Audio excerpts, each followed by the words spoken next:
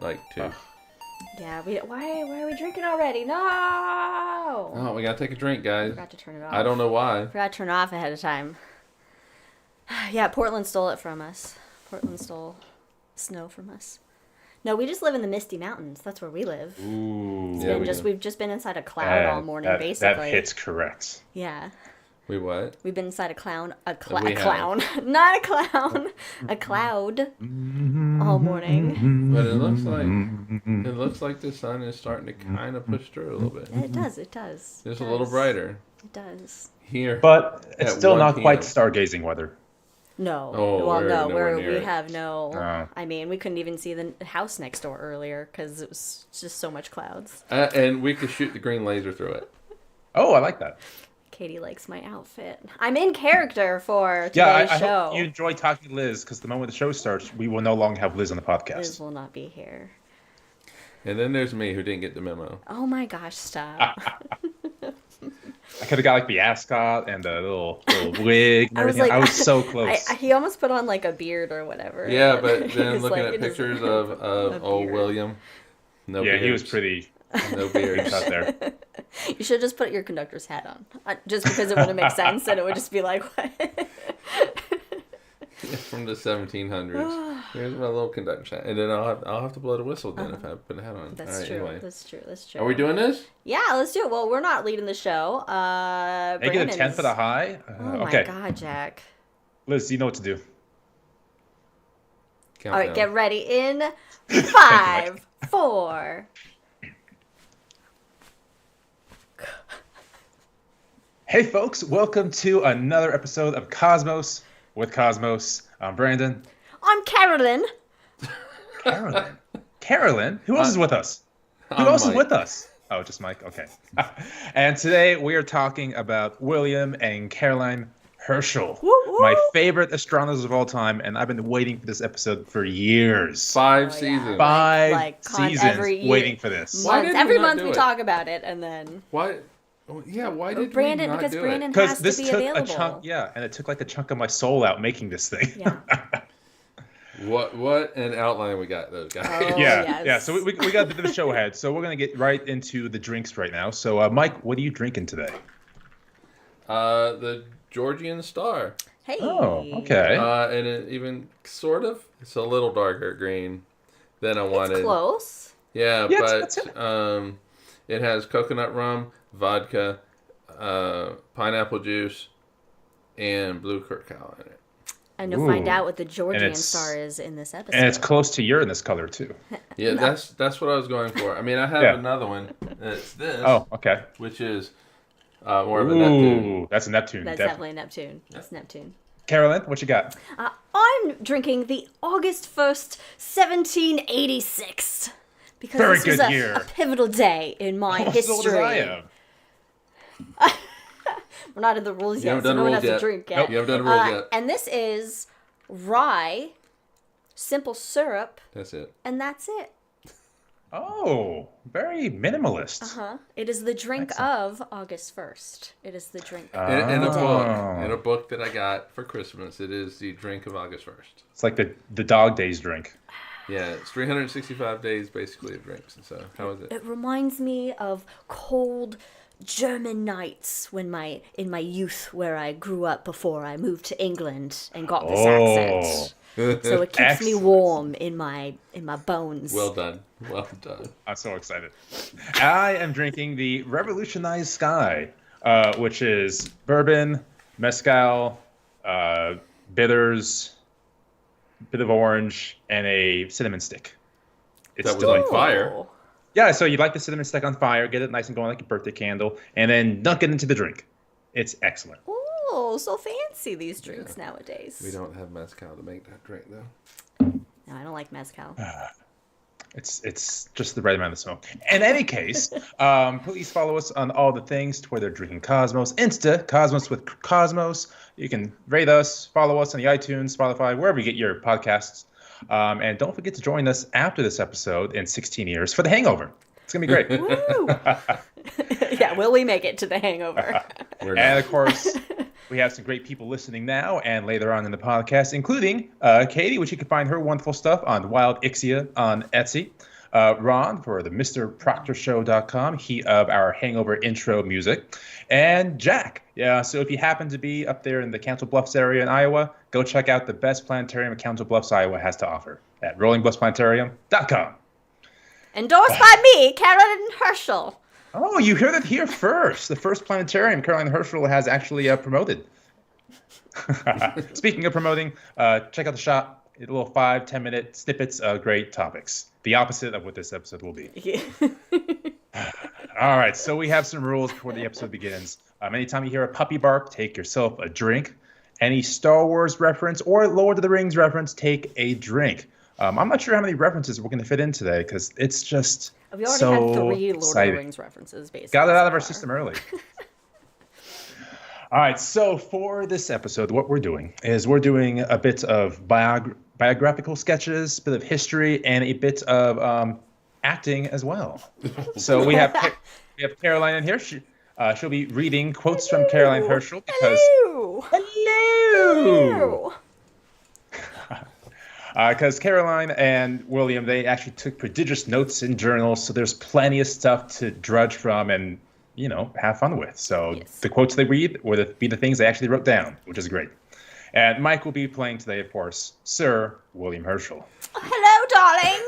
Hello. It's been so long since we've seen each other. We've been dead for quite a long time. We're moldy. We're moldy. All right. We could So be I'm molded going to take a drink before I get into this. All right, let's take a little. Did you memorize all your lines? I've looked at the first word of the first section. Okay, so William and Caroline Herschel. I kind of wanted to start it with one of our favorite facts we say on the show, which is there's a moment during a discovery that one person or 2 people will know for the first time that no one else in history has ever known. Mm-hmm. So there's that moment of like the pale blue dot, for example, looking at that, wiping it off, realizing it's Earth. There's Newton with gravities, Einstein with all his relativity, so many amazing discoveries where that one person in the history of forever is the only one to know that. Mm-hmm. And William and Caroline Herschel had that experience every single night.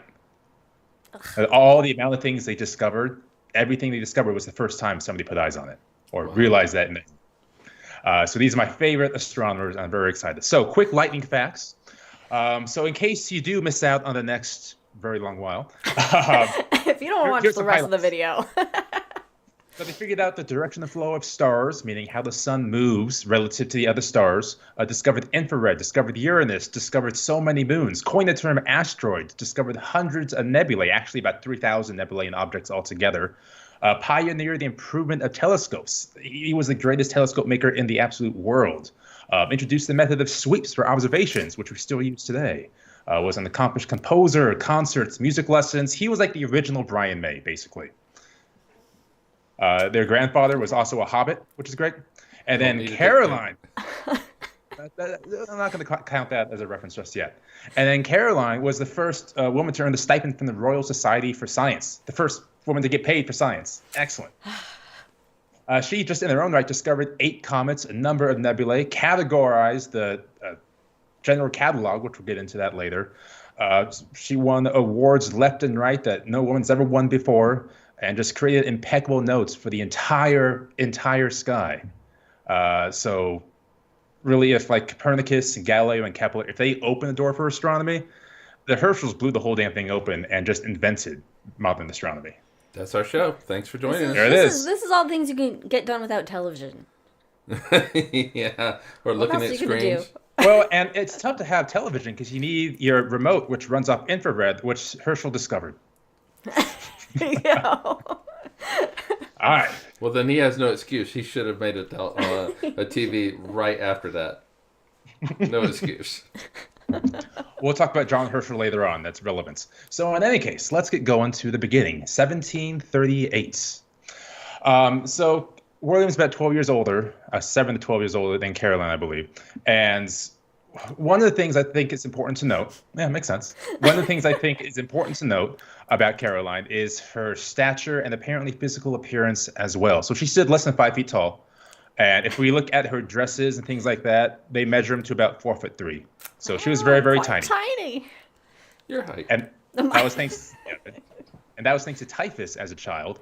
And then she had so many scars from smallpox as well that her father said she would die a poor, solitary maid. Wow. So she kind of had that psyche ready to go in the back of her mind. Right, man.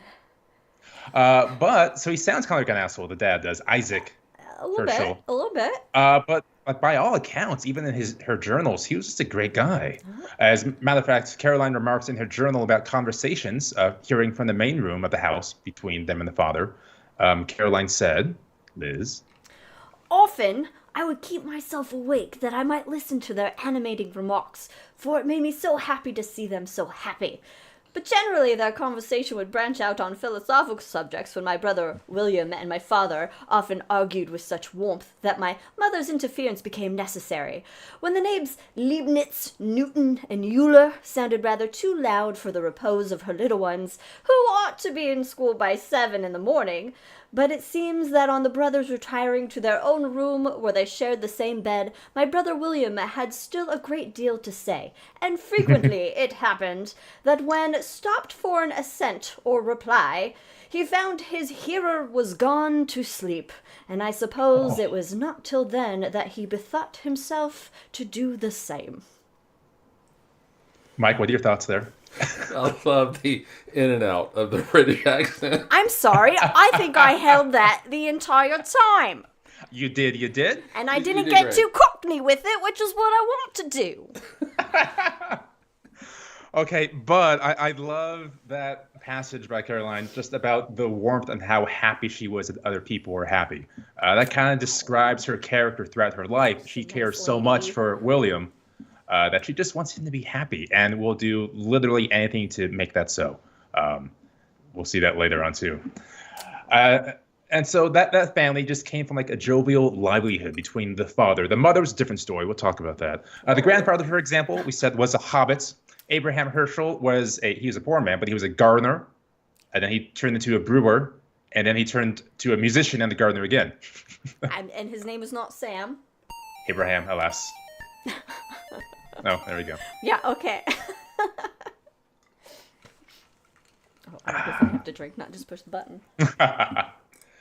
And so that was Abraham, the grandfather. The father, Isaac, was also a gardener with a keen interest in all things, including music, philosophy, and mathematics. And as Caroline said in her journal, My father was a great admirer of astronomy and had some knowledge of that science, for I remember his taking me on a clear frosty night into the street to make me acquainted with several of the most beautiful constellations, after we had been gazing at a comet which was then visible. And when I remember with that what delight he used to assist my brother William in his various contrivances in the pursuit of his philosophical studies. so yeah, maybe the dad said some weird things about his daughter's appearance, but I took think her at out the to see end, the stars and shit. yeah, take out to see the stars. That's awesome. You know, so I guess you can't give women too much confidence during this No. time. You got to take them, God make sure they forbid. stay down just a little bit of a peg, but still love them and try and teach them things. Yeah. You know. Yeah. So that was kind of Caroline's mindset. And then at the age of 14, William now became a professional oboist. Oh, And he was a musician pretty early on as a child labor. Boy. This one was like longhorn kind of things, right? But skinny, looks like a flute, but thicker. Yeah, and- something like that. Oh, okay, yeah. So yeah, woodwind, yeah. though, right? It's a woodwind. Yes, this is woodwind. Yes, It's a indeed. wind of wood. You So- make wind so you- through the wood. It goes straight, where a flute goes that way, and a flute's made out of metal.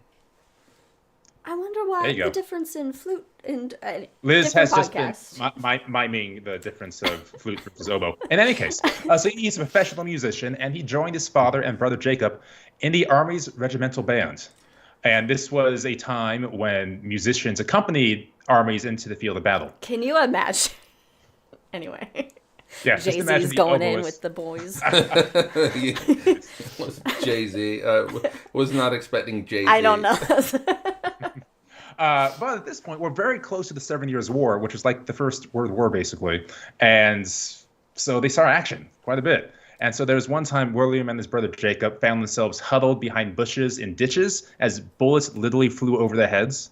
And they kept themselves entertained, or I guess sane, by reciting the great orations of the day. Oh, So there's bullets going That's on what it around does. them, and they're just talking speeches. okay, yeah. You Yeah. know, I like to give a good, since we're coming up on President's or MLK Day, a little Good I have a speech. dream every now and then just to myself, just to, you know, Keep yourself sane. keep myself sane.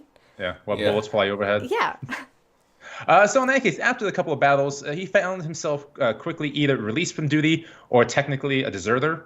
He got pardoned later on. It's fine. So in any case, the young Herschel was now living in Yorkshire, England. Oh, they Yorkshire? have great pudding. Oh, Yorkshire! Yes, enough to get the firm handshake from Paul Hollywood. Yes. And so what he was doing there as a young lad, he was copying music to make a living, and it was a huge improvement from the water-soaked tents and bogs they were used to in the army. As in fact, as Herschel wrote down, he said, We were able to live pretty comfortable in the winter. Oh, good. "Good That's for the you." last time I'll do it. Because I won't be able to hold it. I don't want you to be cold, darling. All right. So the next 5 years, William and Jacob pretty much just did that, copying that music, performing where they could. And there's a little story where William went to Italy to learn more about music, but he found himself with no money. And so to get home, he played the harps and two horns simultaneously Wow. Okay. Wow. as like a street performer. I don't know. Okay. And along the same line, so he finally got back to Yorkshire, and he heard of a competition for an organist for the church up in Halifax. And there was a competition of like 8 people, I want to say. That want to be the organist for this church. Oh, it was a very high class Okay, position actually. all right, Yes, all because right. people come see you every single week. You're amongst the public. People, you're seen Okay. in that case. You get your 15 minutes. Yeah. Yeah. Yeah. But every Sunday. So he was going third in this competition, and the first organist played so brilliantly with such dexterity. People told William, "Don't even bother trying. Go for the next competition later on. You're not going to win." But what he did, because the organ in this time, they didn't have the foot pedals that we have today, so there's no long bass to go with it. He took lead weights from his pockets, put them on the bass notes on their organ so he can have that tune behind it, and then just play beautifully. So with that bit of industrious nature, he became the organist in Halifax. Oh, cool. Yay. All right. And then during this time, William entertained himself with Robert Hooke's book on harmonics. Just kind of keep that in the back of your mind there. That was all about the creation of music with some science input on there. But Robert Hooke, harmonics, remember that. Harmonics. I'm never going to remember it. He's going to come back later. I figured Yeah. that. I'll let you know. We'll do a Figured cycle it was a back. foreshadowing. So he only played 13 Sundays at Halifax because he learned a better job up in Bath. I like a And to good my bath. understanding, Bath at that point was like the Park City or the Scottsdale or the Jackson Hole of England. Oh, yes. So, oh, yes. pure It was hoity-toity. very ritzy. It was very Very ritzy, hoity-toity up in there. Mm-hmm. And then in 1770, his brother Alexander joined him in Bath. Another important note. Gotta remember that. Okay. Yes. And that takes us to Are we talking 1770. about Herschel? We're talking about Herschel? That was Herschel. Okay. Everything's Herschel. There's a reason why this is like 200 pages of notes. Yes. I know, it's just so much fun though. So in 1770, Caroline didn't have much of a life back in Hanover after the father Isaac died. Oh. She was basically a housemaid and serving with her Because mother. I'm and scarred her- with the pox. No one will Yeah. love me. Honestly, I remember at one point I remember as if I were there. You The were. father said, You "You're were. probably not going to marry unless you're like really late in life and somebody just wants a companion." Oh. Yeah. Well, it's before they had face creams. Indeed. Yeah. So she was in Hanover and living a pretty terrible life with the mom, and that's when Alexander and William contrived a plan, What? a ruse, a cunning disguise. to Do they pry know? Caroline Do from they her know me at this point? Yes. Okay. There were some visits, and Caroline remembers William from much younger age, things like that. Oh. And as Caroline said in her journal, William thought, I might become a useful singer for his winter concerts and oratorios. He advised my brother Jacob to give me some lessons by way of beginning, but that after a trial of 2 years, we should not find it answer our expectation, he would bring me back again. Basically, I can't sing for shit. So it turns out Caroline became a fantastic singer. Oh God! It makes it sound like I can't sing. I can't read old timey. She doesn't have the best. What do you want to call it? She doesn't get a self-reflection of herself. Well, I wonder why, with my father telling me I won't amount to anything but a lonely hag and die alone. As a matter of fact, Caroline would later be offered a job as a singer to make her own way in life, and she said no so she can stay with William. Oh, well. Maybe I'll have to give a little ditty later on. We'll see. Ooh. We can do a little Celine Dion, maybe. So they have a fantastic story about getting to Bath, but that's not for this episode. So let's go forward, 1773. So during the last couple of years, William is doing his music lessons, composing music. He's doing the organ for church. He's, in front of concert halls, things like that. And during this time, though, he's stargazing through most of it, making little notes in his journals about it. And he's doing this so often that his interest outgrew what his eyes could see. And sure, he rented a small telescope, but that did not get the job done. And so, as Caroline said again in her journals, it soon appeared that my brother was not contented with knowing what former observers had seen, for he had begun to contrive a telescope of 18 or 20 feet long, I believe after Huygens' description. So, goes from just looking at his eyes to thinking, I can just build a telescope, guys. I mean, why not? Galileo did it. He was the first one. Kind of. Well, I mean, no, it was the Antoine von Leeuwenhoek.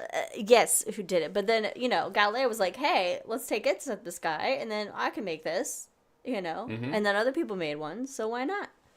Sorry, was Leeuwenhoek the telescope or the microscope? No. It was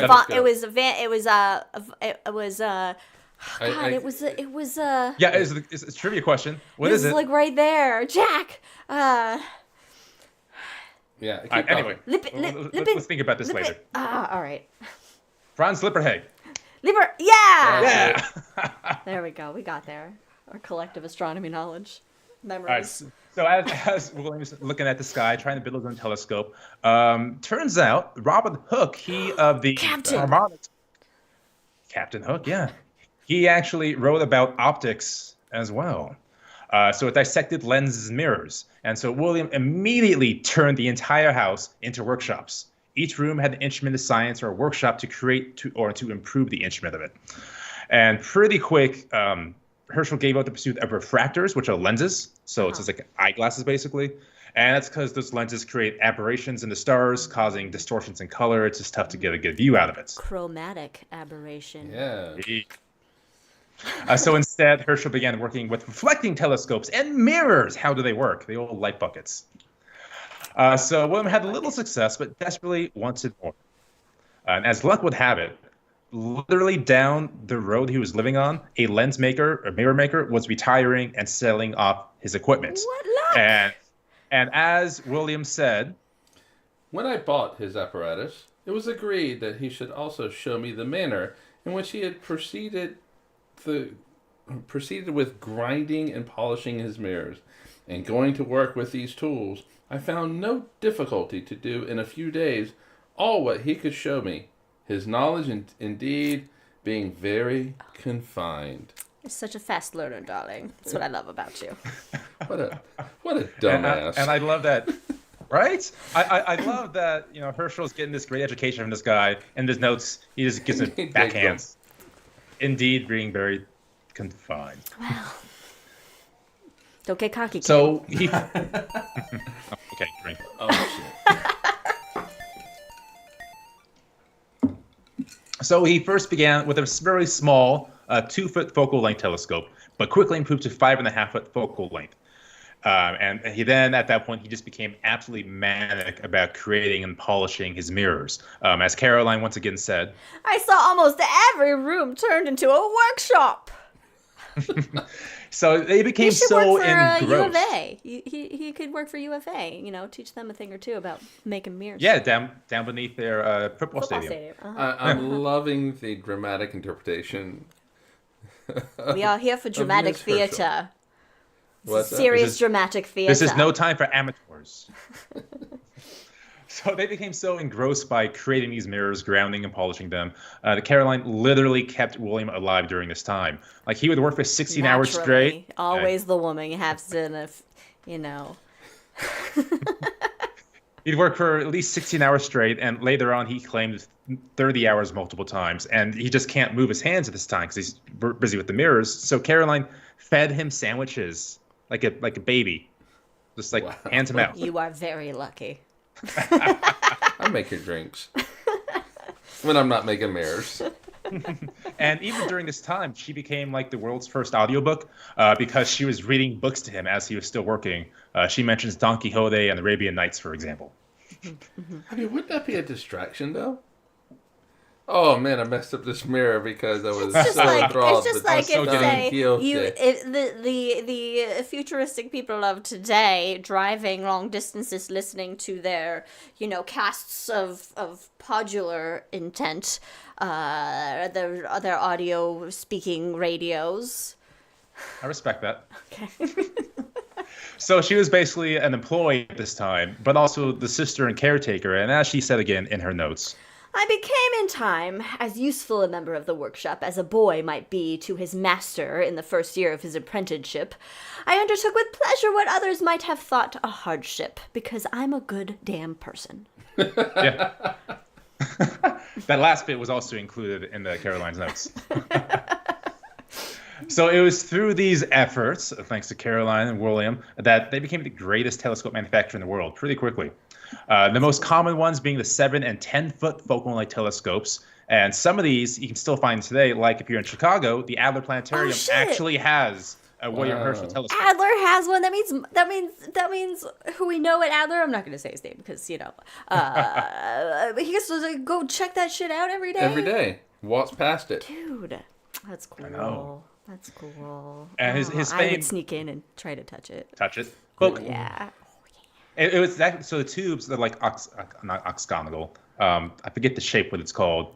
But it's made of mahogany wood, so it's quite heavy as well. Wow. Oh, jeez. And just think, William and Caroline Herschel touched that telescope. That's they really put cool. their eyeballs to it. That's just crazy. There could be like still stuck in the I lens. was just gonna say that. Yeah. All right. Jack, I just want to point out, says Arabian Nights has a nice rhythm to it, so we could see them using it to polish the mirrors and lenses. So it's like a little lo-fi in the background while you're working. That's very nice. Caroline lo-fi. 17, yeah. So they got again so into it that astronomers, court royals, wealthy patrons would purchase these all over the world. And as William said in his own notes, I can now say that I absolutely have the best telescopes that were ever made. Fuck yeah. Now here's where I should have waited and said, don't get cocky, kid. Right? All right. Okay, you can't do that every time. I can, and I will. So apparently, unlike Caroline, William had no issue with self-esteem. No. He was all about himself. His father, I'm sure, was much more supportive of his future outlook in life. I'm a guy. Yeah. All right, so now we're going to fast forward to the year 1779. William is still, composing music and doing lessons. Sorry, hold on, 1779, everyone. Did I say 1879? No, 1779. Like, America's just being born.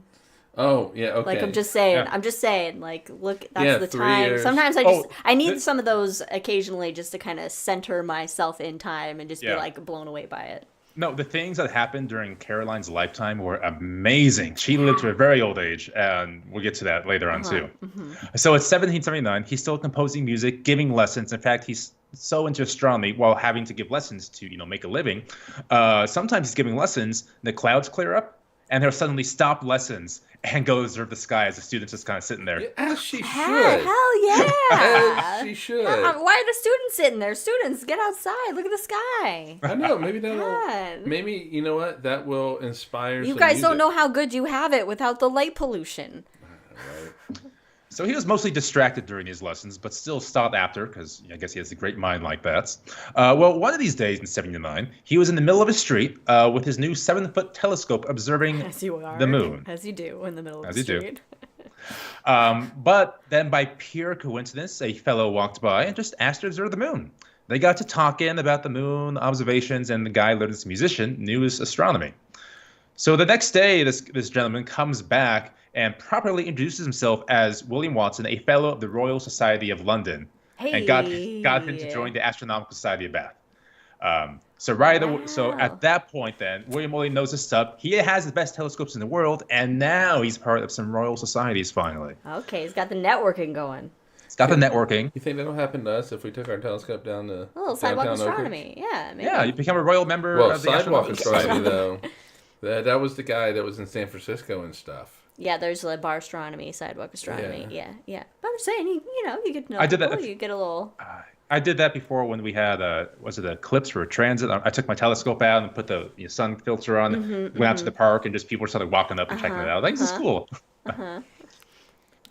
So his notoriety is kind of rising. Still has the best telescopes in the world. Fantastic musician, all that kind of stuff. You can, by the way, YouTube his music. It's good. It's good stuff. Okay. It's no Bach. It's no Mozart. All It'll right. do.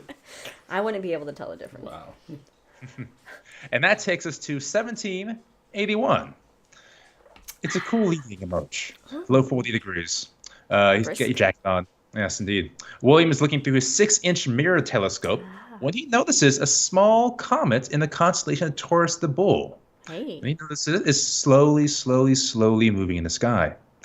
Now, at this point, Caroline is actually back in the middle of town because William bought a mill shop that went under. So she had to make sure Yes, that all right, they she's got the money when everything sold Taking out. care of business. Yes. That's what I do. While his brother was just looking at the stars.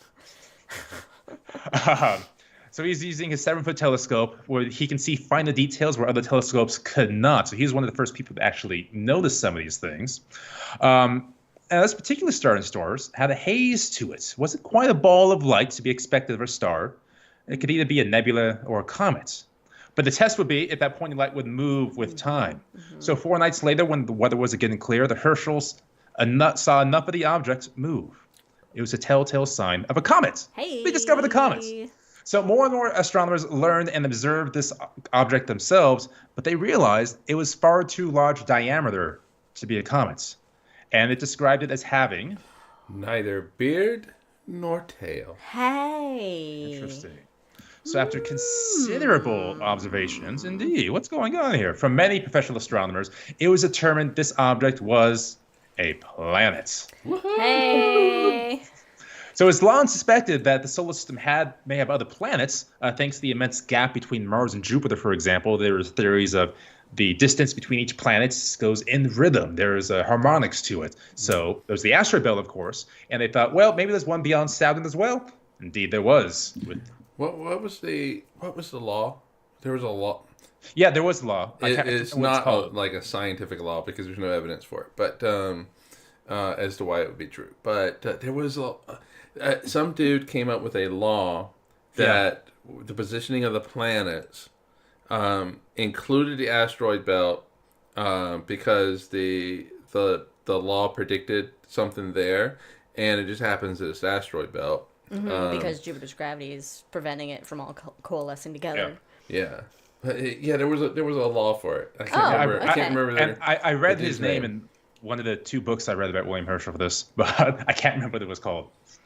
So before we dive into the naming of this object, which of course has a famous story to it, there's a quick little side quest. Because William wasn't really big about discovering the planet. It's fine, whatever. And as a matter of fact, most people consider discovering this planet like low down on the Herschel's list of accomplishments. Really? Oh, yes. I mean... So he did read all the incredible other stuff. I know, but a planet is, it's, one that you can't see just by looking at the sky with your eyeballs. Technically, though. Well, okay. So yes, technically, he was not the first person to observe this Exactly. planet, but he was the first person to notice that A, moves, and has a slight has haze. no beard nor tail, therefore. Has no beard nor tail. Not comet. So in order to reach these greater observations he wanted to, besides just the planets, he had needed a bigger telescope. So while the rounds of the new planet were being cast around the world, and they misspelled Herschel's name in every way imaginable across the newspapers. Of course they did. Can imagine, yeah. I had to double check my spelling multiple times. William began casting a mirror for a telescope 30 feet long. This was going to be absolutely massive. So that's a And- diameter? Oh, no, the telescope is That's 30 the- foot long. Okay. The diameter, I think, was 24 inches, which is huge for a curved mirror at this point in time. Yeah, It's just that's going to make unbelievably heavy. huge. So Oh, they're yeah. getting the long focal length with this, 30 foot. Yeah, it's actually devised to be 537.9 pounds. Damn. Very specific. Well, he took incredible notes. So to make a mirror of this weight and size, he went to different foundries with iron and different material to find the right composition, and would constantly say that these foundries don't know what they're doing. So he did it himself in his own basement. Of course you did. Of course you did. Which, Now, as he's making this 537.9 pound metal mirror, something a little odd happens, and I think William has it in his notes. yeah, and before I read what I put in my notes a while back, 250 years ago, I do want to point out that I thought all these other foundries were shit, and they couldn't do what they were doing. Yeah, Of couldn't do course it. you did. Just couldn't do it. Of course you did. That I could do it. Darling, your So much ego better. is the most Because I am William. glorious it's achievement. a healthy and natural. I am William. I have found shit by looking through a telescope. Anyway, we perceived that some small quantity began to drop through the bottom of the furnace into the fire. The crack soon increased, and the metal came out so fast that it ran out of the ash hole. I thought, I knew it. I knew it.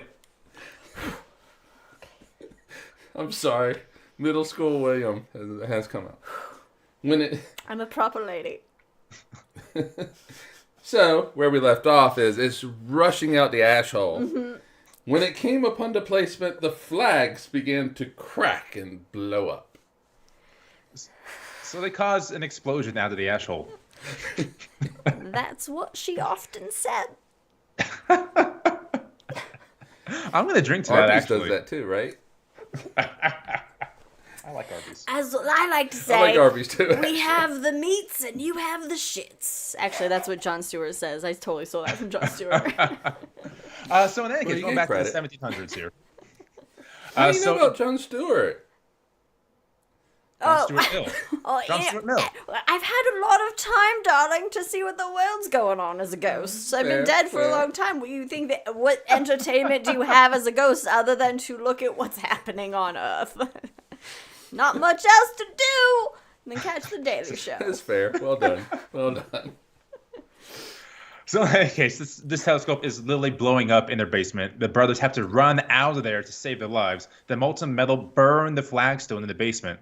And today that house serves as the Herschel Museum of Astronomy, and the flagstone is still burnt in the basement. Oh, you could go see it.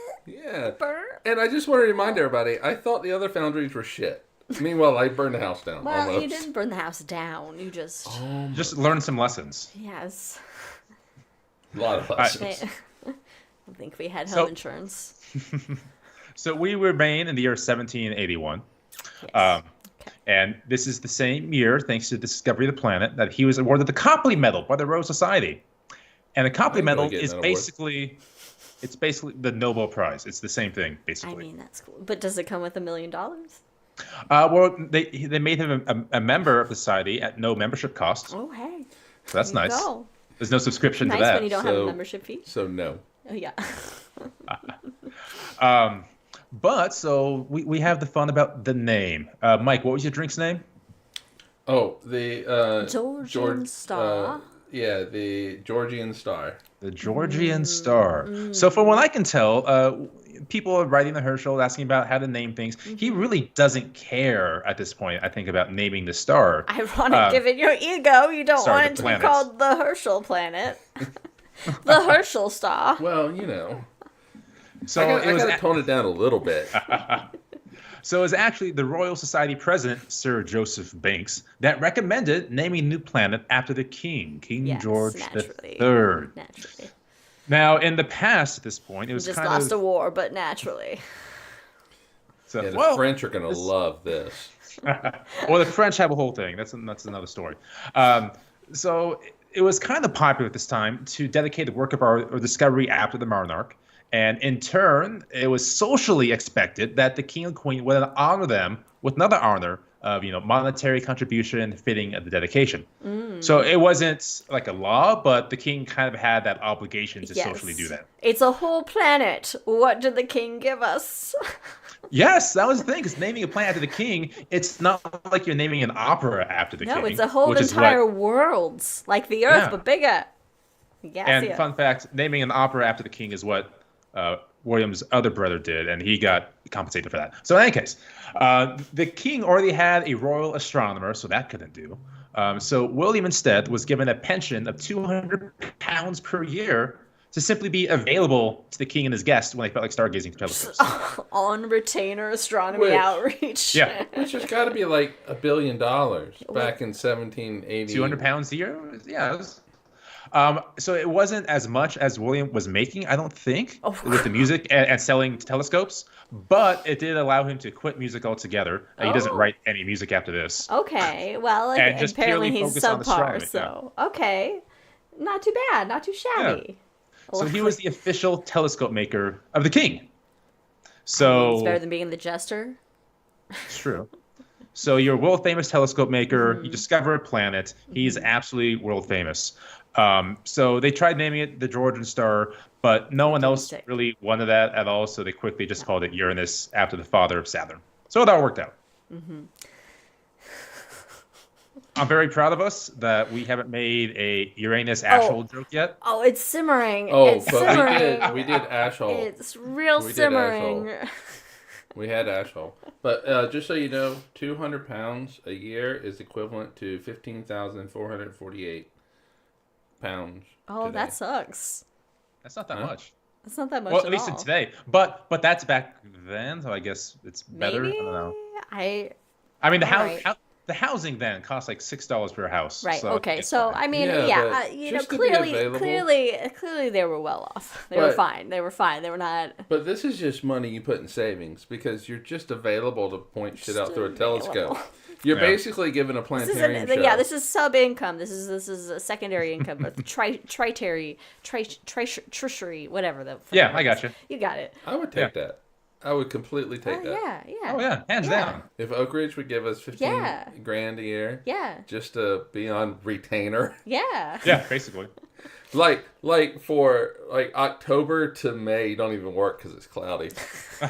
Which kind of how it is in the UK as well. It's cloudy most of the time. That's true. All right, so he has all this money now. Doesn't need to make music. So he builds a bigger telescope, a 20-foot telescope with a 16-inch mirror. Take a drink. Oh, you heard that. There was a dog bark. There was definitely a dog bark. Oh, that's Leia. That's Leia. Nice.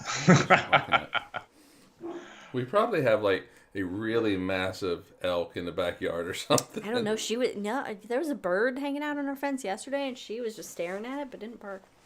All right. Anyway, All right. continue. Good riddle. Thank you. So now we're in 1783, just 2 years after the discovery of the planet. Herschel's doing this thing, discovering things, sweeping through the stars, because one of his primary objectives is to study the distance to the stars and between the stars, because no one knows how far away these things are. That's a fair point, yeah. And to do so at such great distances, you need to find parallax in the stars. And this is where we have guest participation, listener participation. So if you're not driving, stick out your hand as arm length and stick out your middle finger. Great. Now close one eye. Now open the other. Close the other. Open it. You see your finger moves about. Yes. That it is from side to side. Side to side. To be fair, if you are driving, you still might need to do the middle finger thing. It just depends on what's going on around the situation. You. Indeed. So that is parallax. That's moving distance to distance. And you can use that change in position to measure the distance between objects. So that's exactly what he's trying to do. Now, stars are too far away to properly have parallax. So what he's dedicated himself to is finding binary star systems out there. So two stars orbiting very close to each other. Okay. You have a thought there? Liz here. It just is amazing to me that people... pre the technology that we have could figure out binary stars and find them. Anyway, return and reality back in scene. Well, Mizar Mizar is... Alcor? Mizar? Yeah, but how do you know it's not a binary? Alcor. Mizar... How do you know it's a binary? Oh, well, actually, Mizar is you have two binaries, but you don't split the two different. But it still is two binaries. Yeah, but I'm just saying, like, how do you know that they're gravitational? They're binary during the 1700s with, you know what I'm saying? They're bound together. Yeah, that they're bound together by gravity. You know, that's what I'm saying. Not that they're just two stars that look like they're close together. This is where parallax will come in. Right. Yeah. Well, okay, just my brain doesn't. Anyway, end reality. So the key here would be when the Earth moves position onto the other side of the sun, that with the binary stars would maybe see some parallax. And based off of that, then you can begin to judge distances to stars, which has never been done before. Now, to do this, discover these binary systems. Talk about a revolutionary time period. I'll drink to that. Have you been waiting the whole time? So to do this, they invented the method of scanning the sky known as sweeps. This is how a considerable amount of astronomy is done today, sweeping sections of the sky night after night, discerning differences and small peculiarities, just making large sweeps of the sky. No one had done that yet. They invented it. Huh. And during this time, as he is sweeping the sky with Caroline as well, he was elected a member of the Royal Society. And he was given a copy of Charles Messier's Catalogue of Nebulae and Star Cluster. That's cool. So this is the famous Messier object. So, for example, M42. Get a copy of it? I don't know. I guess it just wasn't widely circulated. And they go, oh, you discovered the planet? I guess we'll throw you this bone. Okay. But it was with this book and Sweeping the Sky that they really started the legacy. Like, discovering the planet was literally the tip of the iceberg here. And recently they have moved into a new house, and Caroline kind of needed something to do. And as she's literally, that's what they said. And so in her notes, give the woman something to do. Yes, Elizabeth. Oh God, how dare you! And in her notes, she says, I found I was to be trained for assistant astronomer, but it was not till the last 2 months of the same year before I felt the least encouragement for spending the starlight nights on a grass plot covered with dew or hoar frost without a human being near enough to be within call. Oh, you sound a little bitter there. She didn't have the best self-esteem. She's even like, I don't know if I can do this without somebody next to me. No, she did fine. She did absolutely fine because she discovers. I'm sorry, but I am relating a lot to Caroline. Aside from my dad's disapproval, my dad healthy. is very supportive and loving and has never told me that I will end up alone like an old hag because of all the pox that I've had. Don't put sandwiches in my mouth. No, I'm saying just personally. I'm related to Caroline, you know. Anyway, continue. Yes, so you, Caroline, were uneasy with the idea of being left alone with the telescope, but she did fine because within the first few weeks, she discovers two nebulae. It as a Herschel or a Davison. Or as a Davison, that's right. She discovers two nebulae not on the Messier list. Oh, look at that. One night with a telescope, and I'm like, hey. Or multiple nights with a telescope, and I'm like, look what I found. Yeah, exactly. So already she's one of the greatest astronomers, so based off that. Cool. And then that same year, using his, again, 20-foot, 12-inch mirror at Windsor Castle this time, William spotted another odd object that he described thusly. A curious nebula, or what else to call it, I do not know. It is of a shape somewhat oval, nearly circular. Yeah, so this odd shape appeared like a planet with a haze around it. Herschel then called it a... Planetary nebulae! Planetary nebulae! So he, of course, coins that term. Oh, shit, you coined that term, planetary nebula? I did. Fuck. I did some creative writing and came up with that. Because it looks like a planet, but it's not a planet. Right, it's not a planet. But it's kind of amorphous, and so it's like, it's nebulous. But I try to tell people that has nothing to do with planets, but, they don't ever listen to me. Well, yeah. He does. He's William Herschel. He knows everything. So night after night, the Herschels were discovering additional objects not in Messier's Take catalog. that, Messier! Yeah! The Herschels are in town now, fail, yeah. Charles. Not Shoot. only did us Herschels find Fucking comets, French. Get the French out of here, nebulae. Messier. Oh man, Get that Messier. French out of here. Messier. What Well, we here's doing, the thing about Messier. He wasn't looking for nebulae. He just really liked comets and wanted to find more of them. And he would look through the sky. Get out of here. He would look through the sky, see these weird objects. That's not a comet, and he writes it down so he's not distracted by it later. And say, "Oh, what's this?" Look at his notes. Oh, it's just an object. Whatever. But what is he known for? All the objects. All the Objects.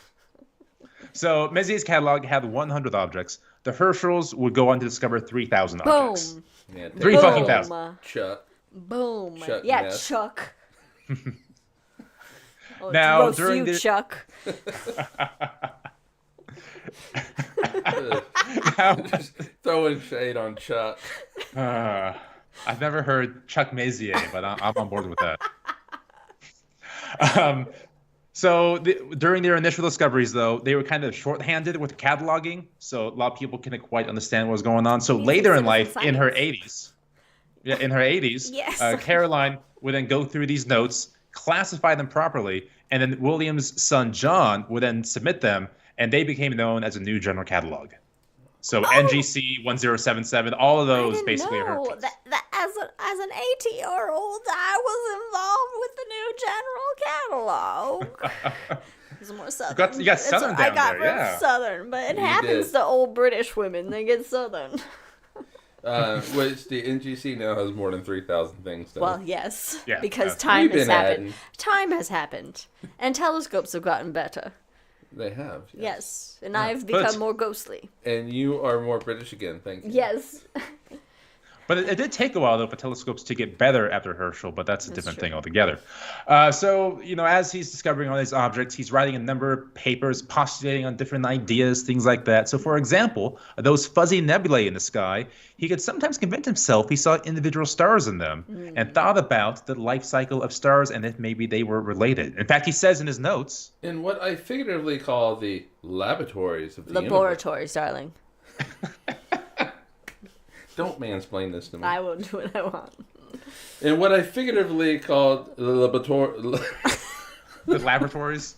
laboratories of the fucking universe, the stars forming these extraordinary nebulae by some decay or waste of nature may rush at last together and either in succession or by one general tremendous shock unite in a new body. That's really poetic, actually. It's Yeah. very beautiful, and I mean, stellar evolution is. They just wrote so well back then. Because it's great. yeah, we've gotten dumber in words as we've gone on. we That's have fair. gotten a lot dumber. There's dumber in words. We've gotten smarter. in You know what? I think areas it's just and- like we don't have time for all this eloquence.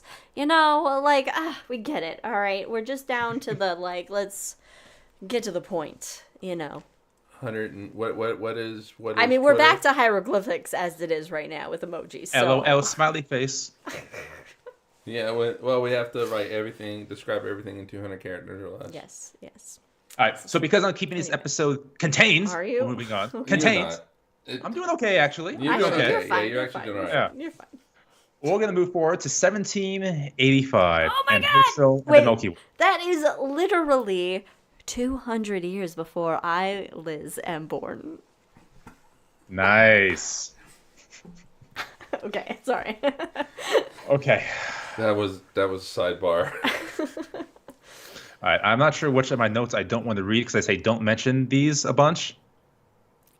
All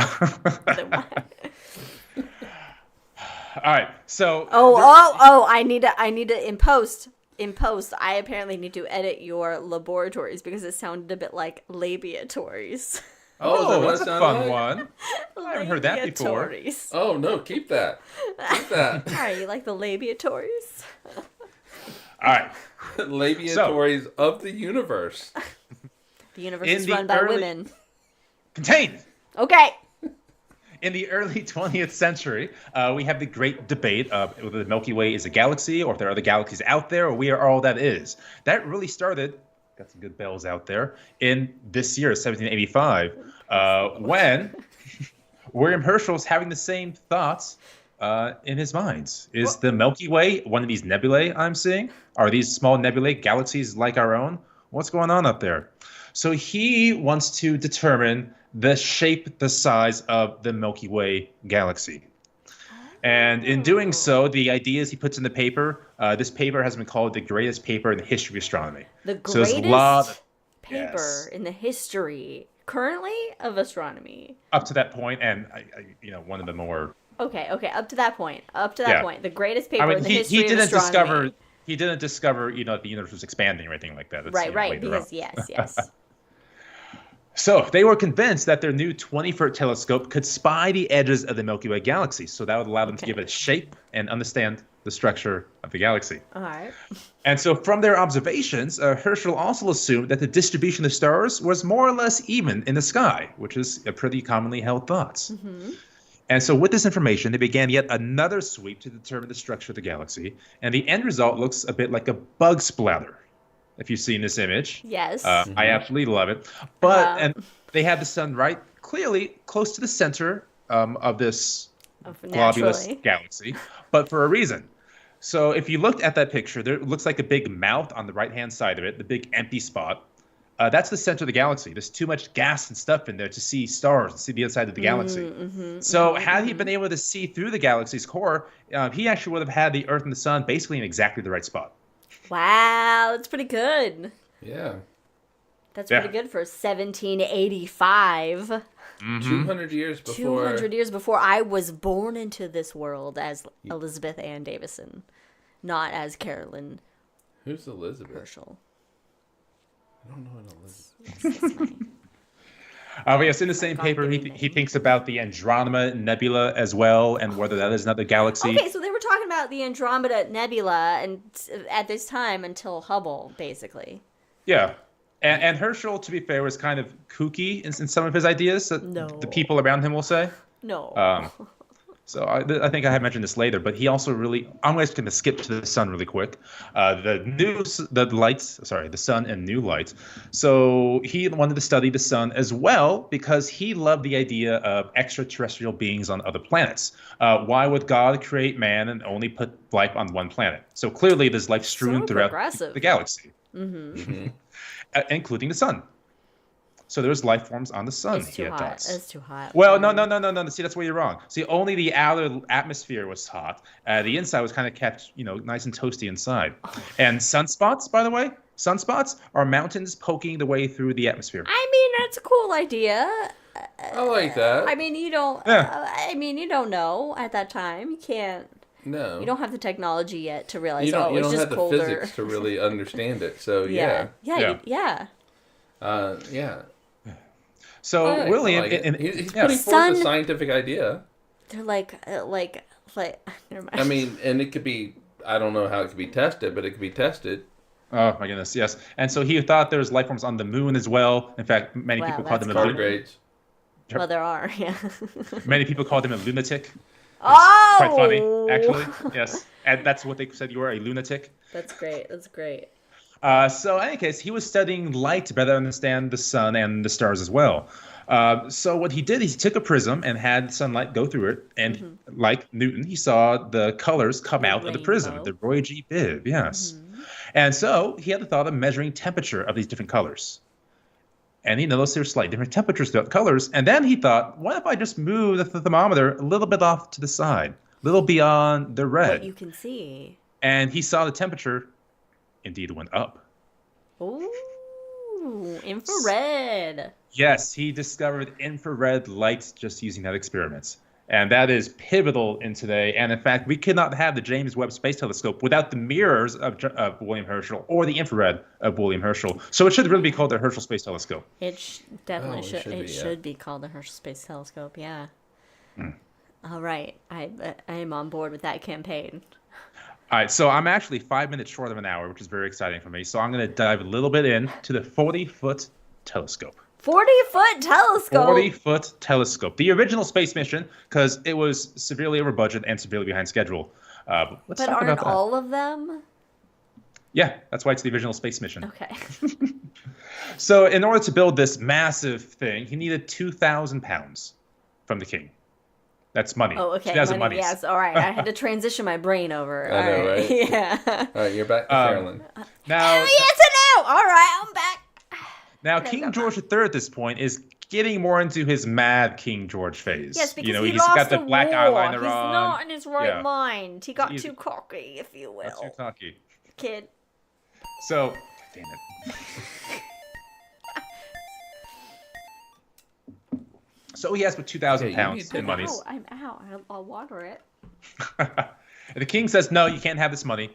And William's like, are you sure? Because this would be the biggest telescope in the history of humanity. It would be a national icon. People will flock to this. Yes. And don't you want that to be under your kingdom? King goes, it's a good idea. Yes, appeal to the ego, I always say. Always get the big telescopes. Now, he's about halfway done when he needs more money. And the king says no. But man. William goes, you already spent 2,000 pounds. Wouldn't it just be a fucking waste not to spend more money and have this magnificent telescope? So the king's like, fucking fine. Here's the money. Go away. And this is the last time I'm ever going to give you money. And after the king says that, William's like, well, you see, about that is I also need some assistants. And I could either hire assistants and train them and pay it. Or you can just give Caroline a stipend here, a salary. Oh, yes, pay 50 pounds me. a year. How much? 50 pounds. Oh, great. That seems quite on brand for my agenda of the day. $5,000 a year. Yeah, it seems appropriate. But that actually makes Caroline the first woman to be paid for science. Oh, you gotta start that glass ceiling low, darling. Gotta start it low. So they finally finished the telescope with the help of Alexander, the brother. And the telescope is just way too big. Like, in order to move it around, you have to jump down. You have to have assistants push things. There's pulleys and levers and wheels all around. It's just not worth the effort. So what William does, because he doesn't want to make the king mad, he'll discover things on his 12-foot or 20-foot telescope, and then he'll run to the 40-foot, point it in the general direction, and go, look what I have found with this new telescope. All All right. That's pretty funny. There you go. Yeah, so don't make the This king is mad. like, I mean, that's the rule number one in all of European history. Is don't make the king mad. Yeah. it's like the Emperor's New Clothes feel to it to me, in a way. Yeah. You know, don't make the Trick king the mad. queen. Trick the Yes, king. It's always a trick. Yeah. Yeah, Alright, but so we're wasn't there gonna- like the Earl of Ross who made a big friggin' telescope that also had like pulleys and stuff to move it around? And Probably. I mean, the 30-foot that he would sell, 20-foots had some pulleys and levers too. I think the Earl of Ross was called a Leviathan or something. Like Oh, that's right. Yes. That's right. That is a massively long telescope. Yeah. And its diameter is smaller than what Herschel was making, but I do recall that. Yeah. All right. So we're gonna try to wrap this up.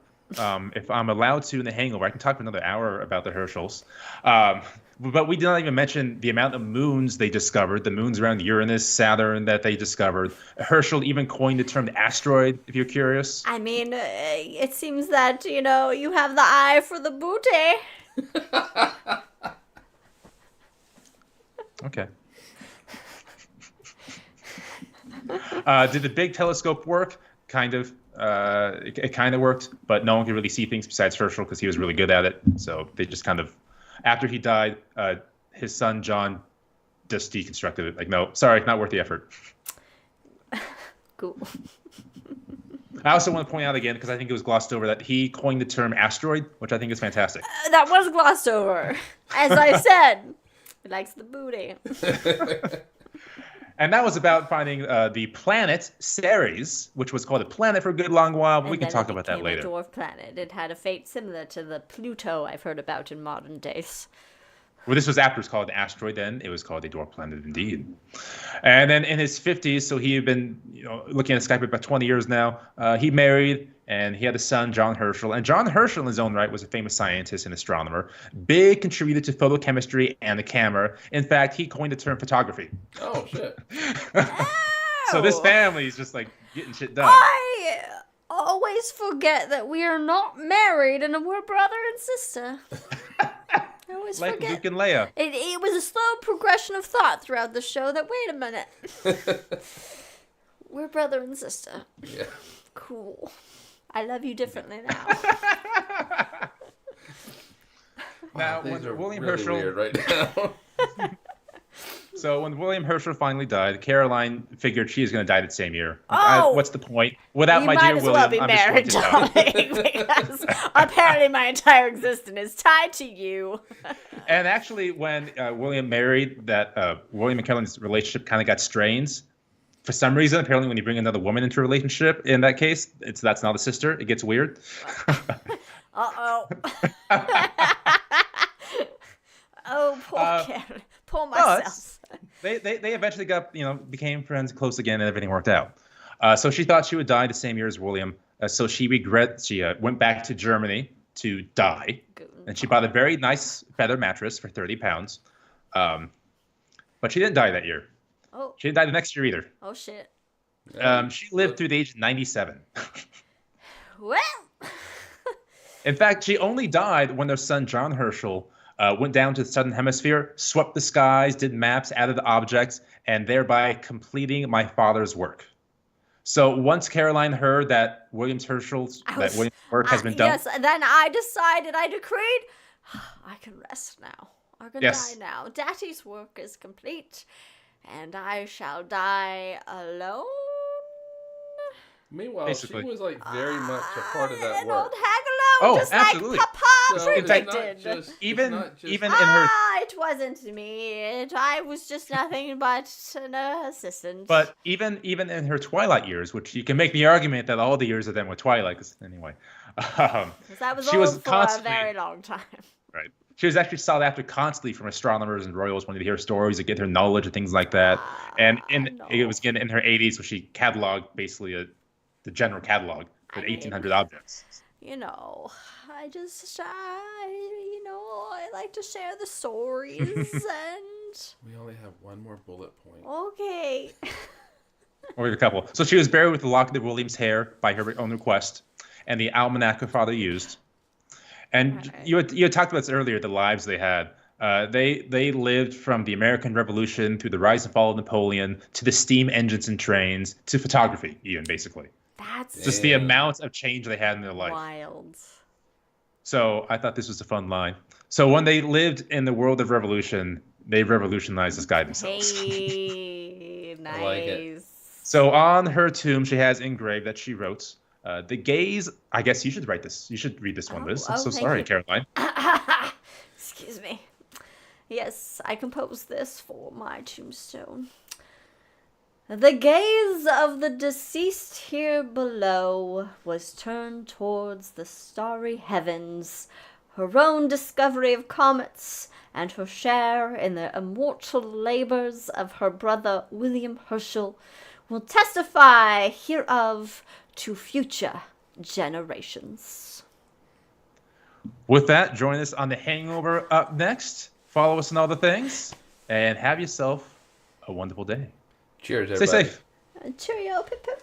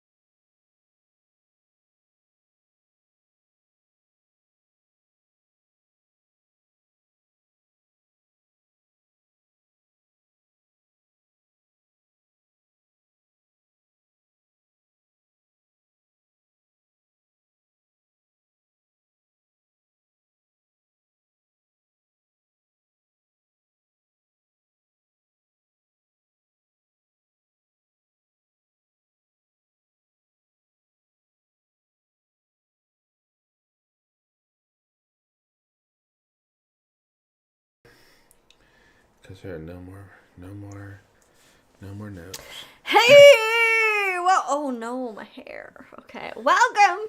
What's wrong with your hair? I had like a little tuft that was Yeah, alfalfa. after I took off my. Now, my it's important to note that fake Caroline's bonnet. later life, as we're continuing from the podcast, she regretted moving back to Hanover because when she got there, the people that she knew were basically dead and gone, and so she just basically became a house wench. Like her father's prophecy came true. A spinstress. A spinstress, yes. Spinstress? Well, technically, a spinster isn't that someone over Spinster? 25 unmarried? Yeah. So I Yeah. guess she was a widow. But She was not a widow. Yeah, she never married. Oh, that's right, because she She wasn't couldn't- married. She couldn't marry William. That was That's frowned right. upon. That's right. I forget. I'm pretty sure that she had definitely the wrong type of feelings for William. Yeah, so she regretted that move because she was just seen as like an object in the house to be dealt with. See- Whereas her place back in Bath or in London, she was actually a member of high society. So she regretted it.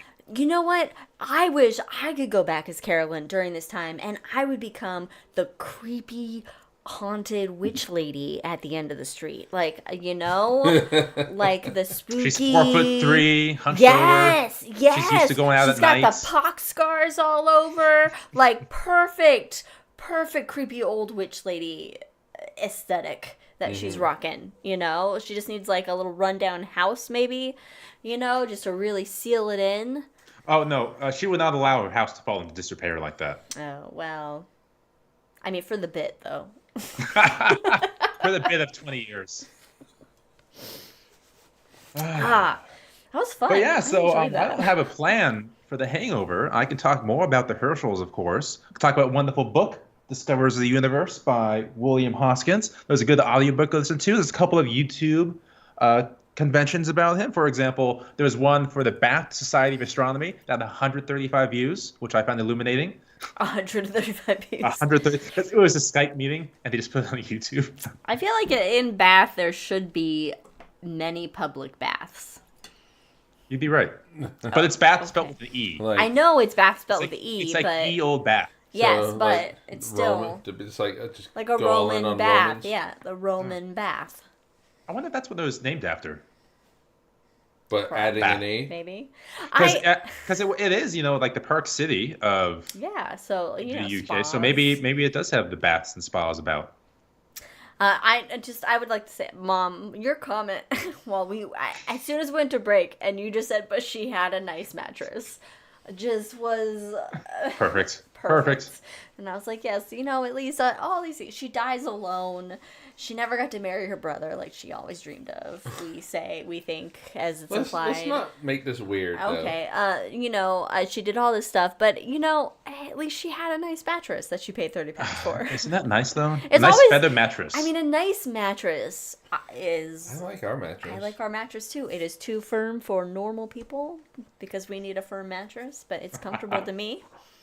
A feather mattress would be What I nice. love It would is be I was the never feather. consulted in the topper. We're just getting this. No, I consulted you. well, You're like, I want to okay. get a topper. Well, Pretty nice. I needed one for my back. Yes, you definitely- basically. Our memory foam, even though our memory foam is firm and really nice, my back was deciding that it was like, this isn't enough. And so I needed to get a firmer memory foam topper for it. To the point where when we go to your parents, I feel it in my back. See, my parents' mattress, the mattress that we use when we're in our guest bedroom, doesn't.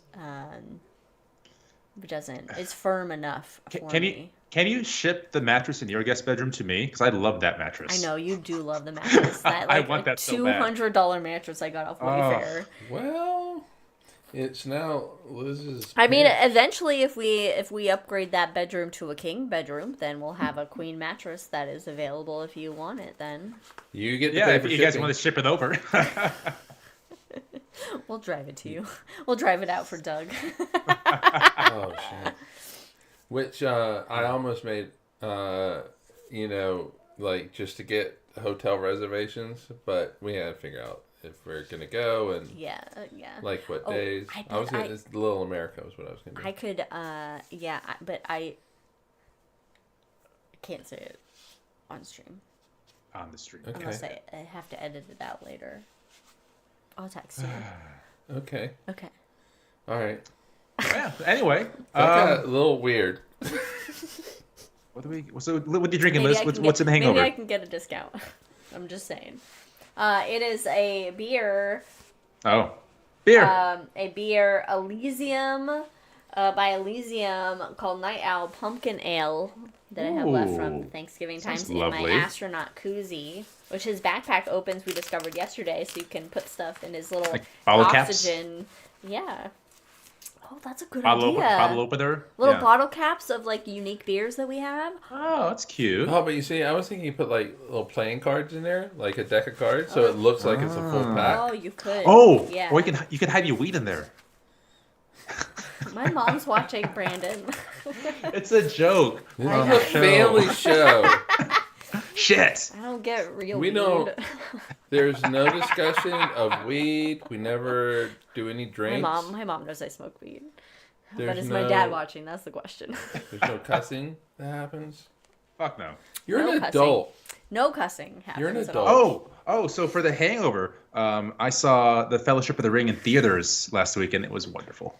Yes. It was delightful. I think it might be coming out in more theaters for 2024. So we should look in and see if Eugene has it coming out anytime soon. Because it's not coming here. Well, because we don't have a movie theater in town. I'm just We ain't saying. got shit. Aside from our own. Well, you can put your projector on the side of your house and watch it there. That's true. All right, so I did buy a screen. We haven't used it yet. No. We have not used it yet. Because we were busy still decompressing and moving in last summer. know. I'm not saying that there isn't, but I do want to have a whole outdoor, like, you know, because we used to do this in Phoenix, I know. where we can go watch a movie, but also get like a sound system so that it really works. Oh, that makes a big difference. Yeah. Yeah, but I do. And then when you have issues with the projector, you can call me and I can say fuck off. Yeah. Have you cycled the power on it yet? Emergency support. But I do want to watch Lord of the Rings this weekend. This weekend is over. No, it's No, not. there is We have one another. other day. There is another. That is a weekday, technically. Not a weekend. Oh, you're killing me. You know what I'm saying. 3-day weekend. I would like to at least do the fellowship at some point. Which we won't, but... You want to do tonight? Today's my day. While we're eating ribs Ooh. that are marinating in a rub right now. God damn, it sounds good. And then, what time is it? Okay, I gotta put them in the oven in an hour and 10 minutes. I will be done. I didn't think we were going to be done. You But doubted me. You doubted how I did contained doubt, this episode. but you contained it. You did a great job, even with me and Liz doing our bits. That was honestly the best part, though. I really wanted to squeeze in I wanted to make like when you were talking about Captain Hook and the harmonics and Robert Hook? stuff. Yes, Robert I know. Hook, yes. I know. But I wanted to squeeze in like a Philharmonic pun reference joke, but I didn't find a good spot. I was like, oh, too bad. I wouldn't be like, oh, his name should have been Phil. Yeah. Harmonics. Phil and Chuck getting along. I like throwing shade at Chuck. Chuck Herschel. You know, Chuck Herschel, he's got one hell of an ego, for one. Wait a minute. William Herschel. Messier. Herschel. Chuck Messier. No, but Herschel has a hell of an ego. And also, Chuck Messier has a bit of an ego as well. Did he though? I don't think he did. He just, sounds he's an like object. I'm going to write it down. Yeah, I really but- love how, like, in the very beginning, it's like William just calls out the mirror maker down the street. Like, you guys suck. I can do it better. And then let me catch my entire basement on Well, fire. no. Oh, yeah, that and no. the guy who taught him everything he knew. The guy who was like, he described the mirror maker down the street as his knowledge was confined. Yeah, like, oh. Jack says, tighten up the script a little bit and you'll be able to license it as a Reader's Theater Planetarium show. I'm Caroline Herschel, and this is The Herschels on Cosmos with Cosmos. Although she's German. You sound like very aristocratic. I'm very proper British. Yeah. You want me to get Cockney? Because I I thought can that's go the route you're going to go Cockney. down. You make a whole face expression and everything. It seems like Caroline Herschel might be a bit Cockney, being in I'm love with her thinking brother Cockney. and all. Her brother. Now for the Hangover audience, I should point out that Caroline, when she moved to England, she didn't speak a word of English. She had a very thick German She accent. was very German and not British at all. So, I mean, I meant everything I did with all the most respect to her deceased self and her legacy. But William's name is not William, it's Wilhelm. Yeah, so they're very German. But, okay, let's try this. Good luck. Good luck. Just yell it. Guten Tag! Sound like a medal. I'm Caroline Herschel, and we are here to discover the stars. Okay. All right, yeah. Wilhelm, I love you. Oh my god. My goodness. Shit. We really appreciate everything in astronomy Carolyn has done. Yes. German's just hard. It's a hard, Yeah. There's some hard ones. Irish and Scottish, I can't. Well, wow. if I do, the only way I can do Irish is if I pretend I'm the Lucky Charms guy. That's the only way. Your mom loves And the it's British really flavor, by the way. No, I couldn't even do it. Yeah, I did. Although I Here am comes part Caroline German. Herschel and brother William. There you go. That's pretty good. I have to listen to it. I have to listen to somebody who's Irish speaking and then try to just mimic their words until I can get a rhythm for it. But British. I do have German in me, so I'm a half of me is German. It doesn't mean that you can do the accent. That's not how it works. But I weirdly do a southern accent for no reason. Sometimes that is not how DNA works. It's completely not how it works. You know what? You're lucky I Ich liebe dich. So you're gonna kill me. I know what you're saying, but it yell sounds like that you're gonna I will Ich liebe dich. Yeah, you're gonna put a stake through my heart in the middle of the night and then eat me. Is what it sounds like. Ich bin ein Berliner. I mean, you gotta be careful with that blonde hair of yours, Brandon. Yeah, but that was the Kennedy thing, so that's okay. I'm German, Scottish, English. And Swedish. Food time. And Swedish. Wait, isn't it too early for food? It's way too early. No, Jack's just whining. Dog Jack. Oh, I thought that was the cat thing going on. No, that was Dog Jack whining because he's blocked out with this fence. We got a little baby gate for the beginning of the hallway. And you know what? I will continue to use that gate so that we can justify paying money for it. Instead of just it's only 1 week. Oh, it's only for when Poe is here, my sister's cat. It's only for when my sister's cat is here. So I'm we will use this. Katie also thought it was cat feeder. Does that mean we'll just condition the cat to hear that sound and think, oh, it's food time? It's dinner? Kitten! Food! That's what it says. That is what it says. Meanwhile, the other morning, I was can we just turn that off? We can turn it off. We should. But then I've worried, if it doesn't go off, will Winter know when? Oh, Winter my God. Will know. Winter will know. Winter will know. There's He'll that hear it. distinctive That sound of the kibbles hitting the plastic. Yeah, that's true. We should turn it off and just see if he eats it this morning. All right. But it is a nice alarm clock.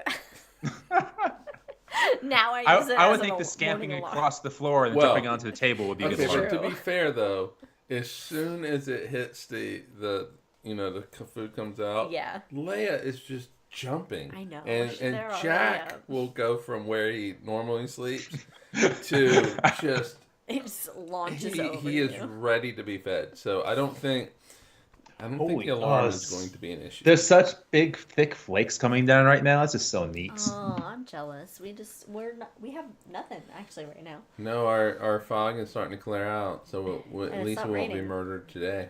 Oh, I'm gonna. Jack has confirmed your language isn't carried on DNA, and then he said something earlier in something that is not in Irish. Chan du chanan guiran DNA. I'm guessing that says your language isn't carried. The language is that of Mordor and will not be uttered here, I'm afraid. That sounds more German would be more Mordor. Or Russian. What is Mordor? In the world's pantheon of languages, what is Mordor? The Black What Speech. one nation are we can call out as saying that is Mordor? I think the only safe one to do that is North Korea. Like, we're not going to offend anyone. North Korea. All right, so Mordor is. I mean, it was 1940s Germany. We'll say that.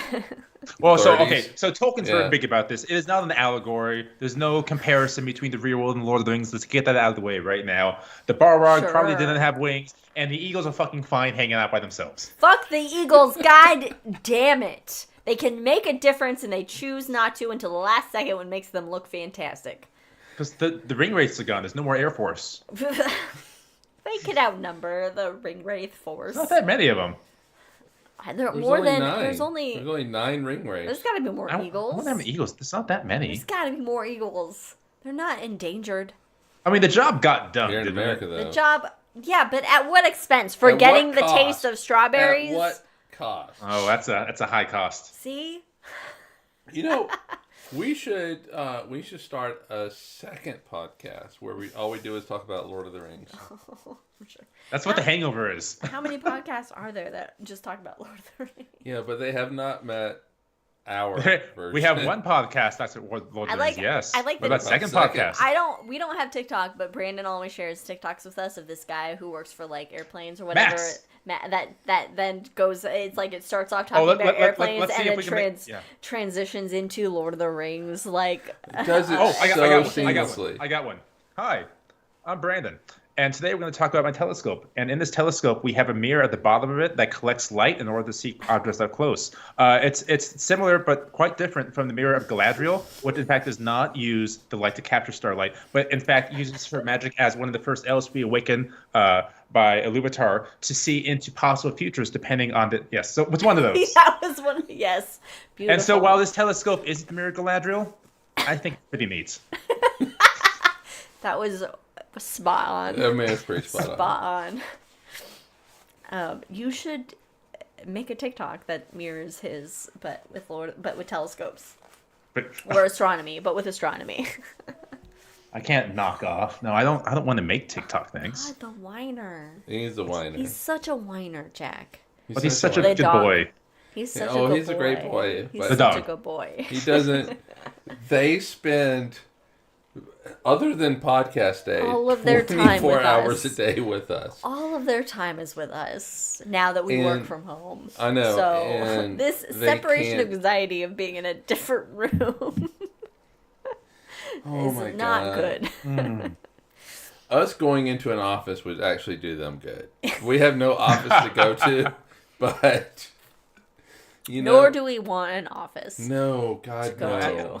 God no. I so enjoy working from home. I have been exceedingly fortunate. Yeah, and I gotta fortunate to be say, able to. my new butt pillow that I got for Christmas for my work chair, a world of difference on my spine. Let me tell How's you. but is your asshole improved? Yes. I got the old one and it didn't. Yeah, because it doesn't. This has It's flattened. has the support that is needed for my spine. Yeah, I actually took your old butt pillow and just put it in the in the closet you in the might as well guest just bedroom. throw it away. I'm like, I'm not gonna use it. It worked at first, but then it was like, all right. First of all, I don't end up. I will sit on it correctly for like a minute, and then somehow, without even moving, I slide off. It's like a gel. It's like gel. Jack says, a human Jack says, set up a weekly remote work day at a local coffee shop. That would be great, Jack. However, for my job specifically, I need 2 screens. I need 2 monitors Yeah. to do what I do 100%. But And y'all talk on the phone a also, lot. I'm not confident in the Wi-Fi situation Yeah. at a local coffee shop.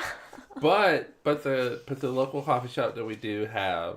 Well, we have Alright. 2 we can kind of go to. That one Alright. that's the little coffee shop. Oh, I'm talking about the little one, Oh, okay. Yeah. not the cafe. No, yeah, okay. So the The little little one. I do like that one. I do too. You know. You know, I it got me into chia pudding. So I had Mike buy some chia Oh, seed, fun. and I'll make some chia pudding by soaking it overnight in dirty nut milk, also known as almond milk. every time. Yeah, you know, but the crazy thing about Oak Ridge, I forget. I've been forgetting to make it though. the weird thing about where we live is that there seems to be like only two sets of people in this town. You have Trump people, and then you have progressive people. I don't know. There could be a mix in there. I doubt it. However, though, it really does seem like if shit hits the fan, everybody comes together.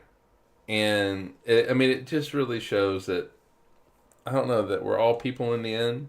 And that, that we're just community. But I really do love the small little cafe because it's, I don't know, it just feels so inclusive to it. Though. And got good coffees. And they have a rainbow open, flag, banner, whatever you want to call it. We could go do that. The paint. It's like paint pint. The paint pint this week. That's you do a little painting while having a pint, and it's fun. of the Northern Lights. It's supposed to be like a mountain scene with the Northern Lights. That's abstract enough to where anyone can be good at it. Yeah. All right. How much is it? $33 per person. $33? Okay. Wait, you said 33? Yeah. That's oddly specific. That's what it said less on the flyer. than one bottle of bourbon here in Utah. Hey. Oh, but that's less here in Oregon. I know.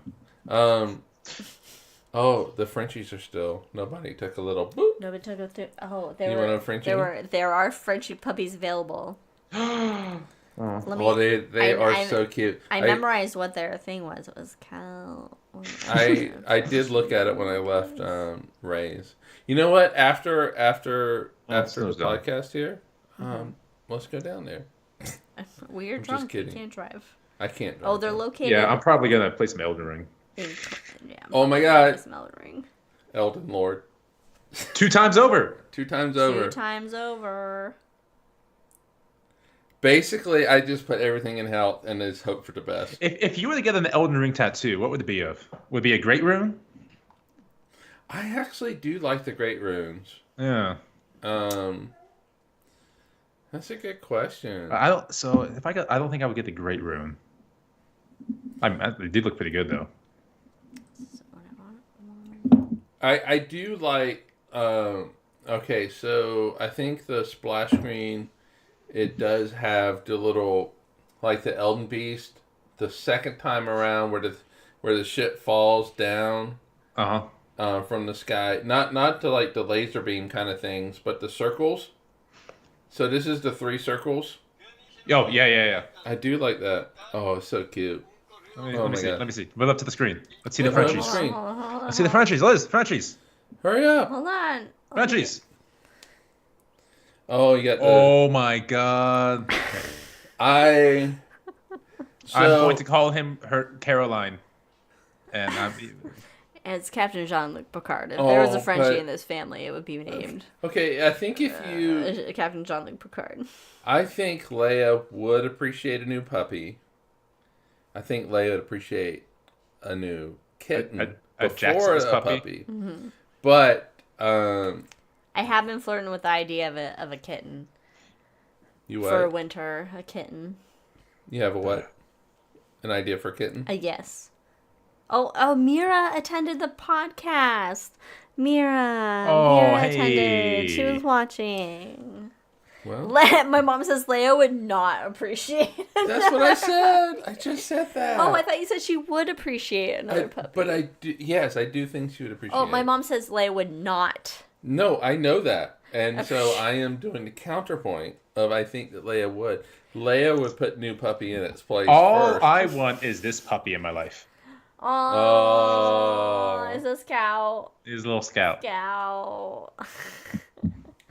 Leia would appreciate another kitten, though. Yeah, Leia would love to chew the shit out of a kitten's whiskers. But I did almost pull a little thing. No, I'm sure that's like a breeder, so their puppies are probably like $800, yeah. So that's a no, but... Never mind. But it really, what they were cute. Was also, brother and yeah, sister, the right? medical bills with a Frenchie because their snoots are so squished in. Yeah. You know, they get a lot of snoot issues. I would call it Herschel though. It'd be great. What would I call a dog? Depends on the personality, doesn't it? It does, but You kind of got to get to know it a little bit. I mean, you know, like Leia's still working into general. She's still a princess, Leia, at this point. Yeah. She'll never be a general. Leia will never become General Leia Organa. But I mean, a kitten could be fun.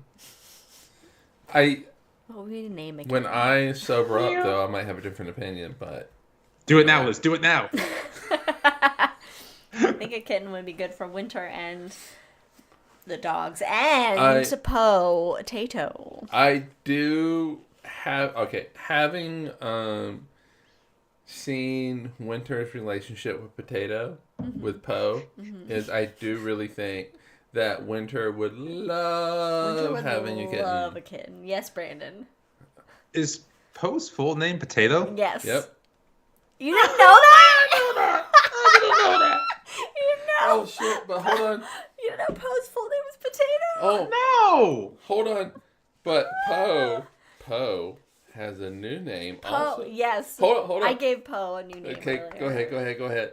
So Poe loves lounging on the snowy balcony of Katie's. So I have now renamed Poe Snowtato. Snowtato. Give me a second. She's wait a minute. Where's Brandy going? Doing this right now. You know what? She's not that spicy. She likes to play off that she's that spicy, but she really is a sweet cat. She's a love. Hey. Yeah, potatoes. Yeah, that was in our kitchen for. I missed that actually. Potato. Poe would let me love on her. Oh my God, Poe. She's, you know what? She gives a I'm spicy. I'm a badass, but really she's a sweetheart. Yeah, she's got an image. She's got to maintain. Yeah, but she's a love.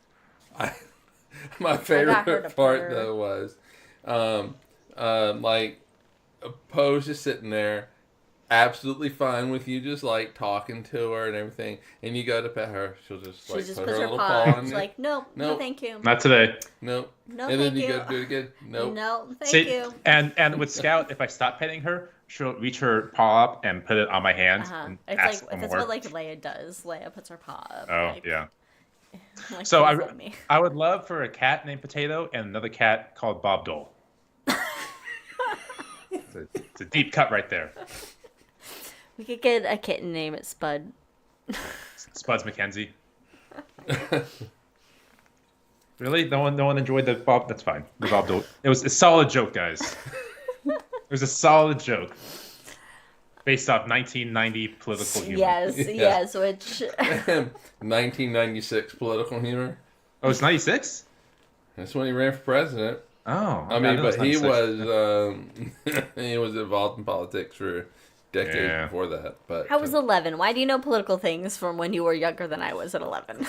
Well, we could talk about how Roosevelt felt about the national park systems, for example, if you like. Oh my God! Well, he loved them, of course. He created them. Anyway.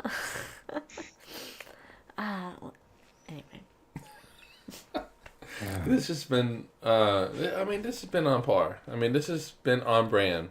This hangover. Been on Brandon. Oh, hey. Where we contained. Where we have talked about all kinds of things, but talked about nothing. It's a Seinfeld episode. Honestly, I've kind of forgotten this was the hangover, and we just weren't talking. You know, I kind of I wish I could go back in time to Caroline and Herschel and be like, hey, everything's okay.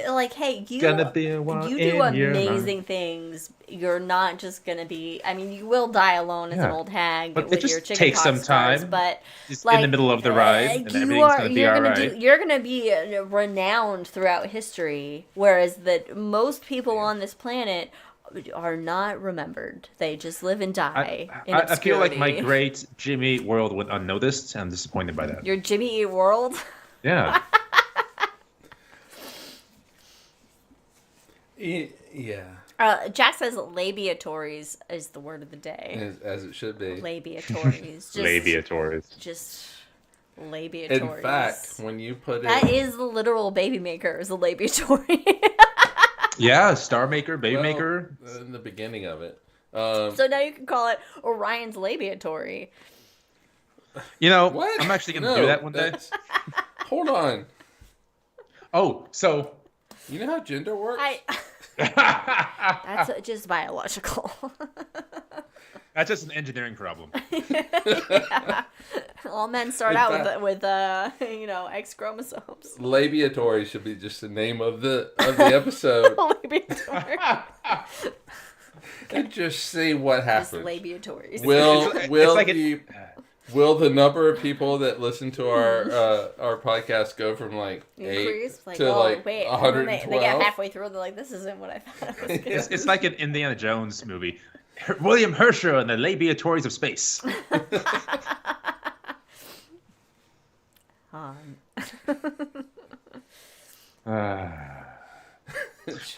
finally got to give a tiny planetarium show the other day at work. That was super exciting. Really? Yeah, on the big giant dome. I thought I told you about that. No. Yeah. Did he? No. Oh no, I thought. Okay, We can talk. We can. Okay. Well, I'll do it afterwards. I'll do it after the thing. Oh well, Yeah. people watching now want to see. And that's true. Who the fuck's gonna watch this from work? So, I was kind of doing a dry run for that new role I may or may not have. And as I'm doing the clicking the buttons and making sure everything's working, at the end of it, there's a small bit of a quick tour of the universe. It takes about 20 seconds. They run through it like that. But they said, "Oh, you know astronomy. Here, you can do it." Yes, I can. Yes, I can. So it's usually like a 2-minute thing turned into a 25 discussion about the universe and space and stars exploding. And it was great. Nice. Yes, and that is it felt so good. And that is the benefit of a live presenter in the show, right there. Yes. And should I get that, then when we have these, big VIP customers from all these different companies come in, and the very last of it's always about astronomy. How much you guys want to talk about? What can I get away with? Yes. Jack came up with the episode title, Wilhelm and Carol Herschel's Wondrous Labiatory. Ooh. That almost sounds... They're also... See why I keep forgetting they're not married? Okay, fair, but... I also really love how Mike's tongue matches his shirt. You got blue tongue. Oh. Yeah, you got blue tongue. Oh, shit, I do. Oh, that's awesome. That makes me happy. You made a blue drink. Of course it's going to make your tongue blue. I have a brown drink. They didn't have blue drinks in 1780. 81. 1981. 1781. 1780s. Okay. But they had beer. Oh, it was the favorite drink in the Victorian era. Mead? A house full of labiatories. Or a house full of labiatories. A pocket full of labiatories. Gotta have a pocket labiatory. Wow. Okay. Kind of missing the mark there, but all right. I'm sorry. Have you heard of Polly Pocket? It's a pocket labiatory. I know what Tamagotchis are. Also a pocket labiatory. Oh, the snow came back. I'm happy again.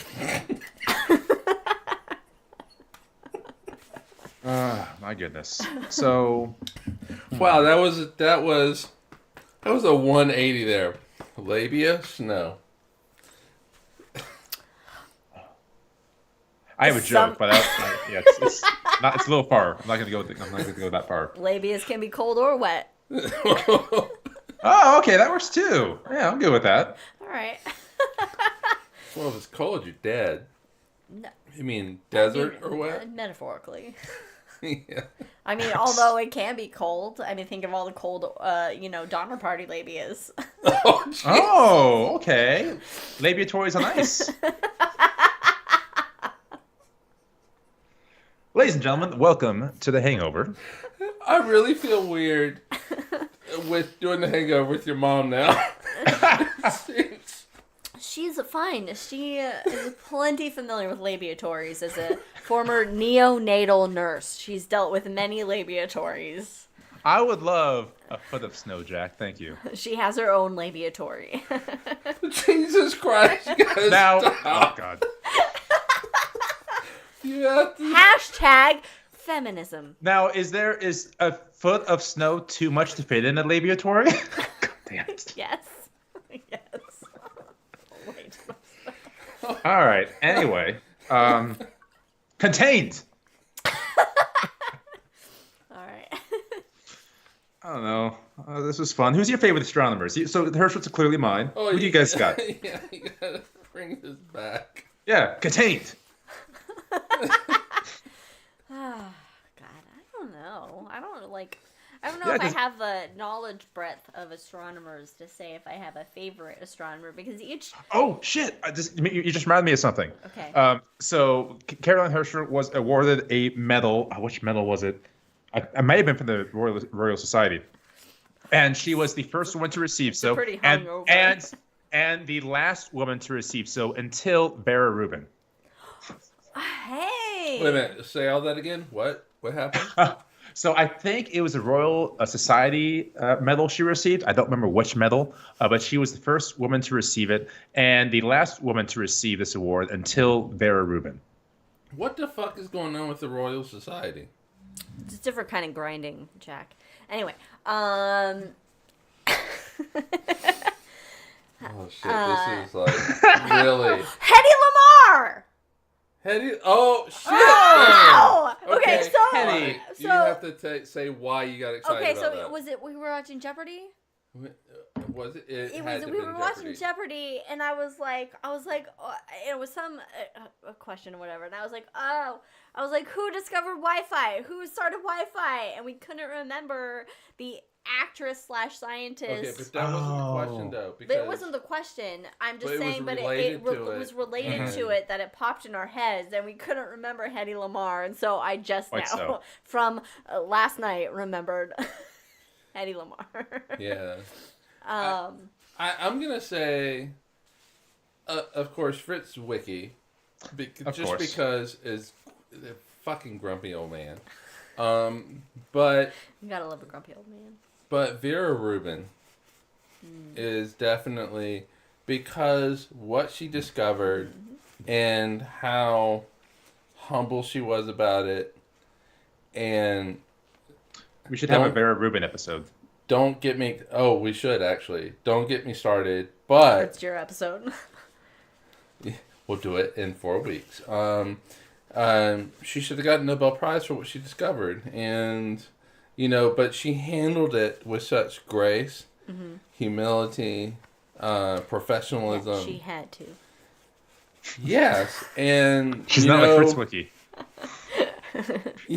Part of me, though, is just scream. Yeah. Yell. Yeah, because, she had to in that day. Jack says Julia Child, which unknown, and also not an expected reference. Speaking of laboratories. Julia... she would appreciate that joke. It's a different kind of oven. Julia Child cooked different kind of yeast. That was better. Julia Child cooked a shark repellent for sea mines and scuba suits during World War II. I didn't know that. That's interesting. Okay, my first thought was, if I'm thinking of, if I want to be, if I'm thinking of, a woman, I can only... No, just think anybody. Yeah, but I'm saying I can only go off what I would know, and I would say, a Hedy Lamarr or something because of the unknown factor of it. But based on what I know, I would say kind of my favorite scientist just because it was somebody that kind of brought astronomy to a more of a palatable and understandable forefront of media, and that would be of course, a Mr. One and other Dr. Carl Sagan. Yeah. I mean, if you don't have Cosmos, you don't have... Hey, Cosmos a Cosmos. I think I could think of the pun on my own. So yesterday I was reading... Sorry, continue and then I'll jump in. Well, I was just going to say that even though I didn't really watch the Sagan Cosmos, I feel like Carl Sagan and what I know of him has contributed so much to... Right. Just our the popularization of astronomy, and that it's cool and important to check out space and all the things that it has to offer. It's cool to be. I hate to say it this way. It's cool to be a nerd. It's so cool to be a nerd. It's hip to be square. Yeah. Yeah, a nerd, a geek, whatever. However you want to define those two terms. But it's nerd. You don't want to be a geek. You want to be a nerd. We had very different high school experiences, apparently. We all three of us did. And so he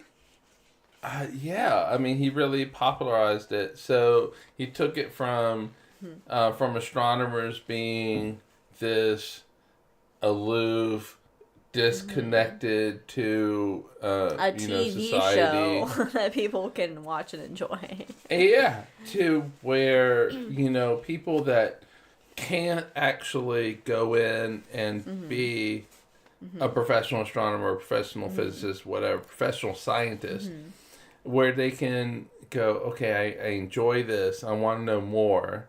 And, they can find out He more made about it things. palatable in... palatable makes it sound like that science is some sort of bitter kind of thing. Well, it is, I would say, in the general public, that it's hard to understand science, and people, I think, often tune out scientific things because they feel like it's too hard for them to understand. See, I'm going to slightly disagree in that point. It's not that science is too difficult to understand, it's that the scientists cannot communicate it properly for people to understand. It's like the baking system. It's like any kind of thing. Yeah, but that inherent is because the science is too hard to understand, so you have to have people that know how to communicate that science in a way that is palatable to the general public, that is like, oh, I get it.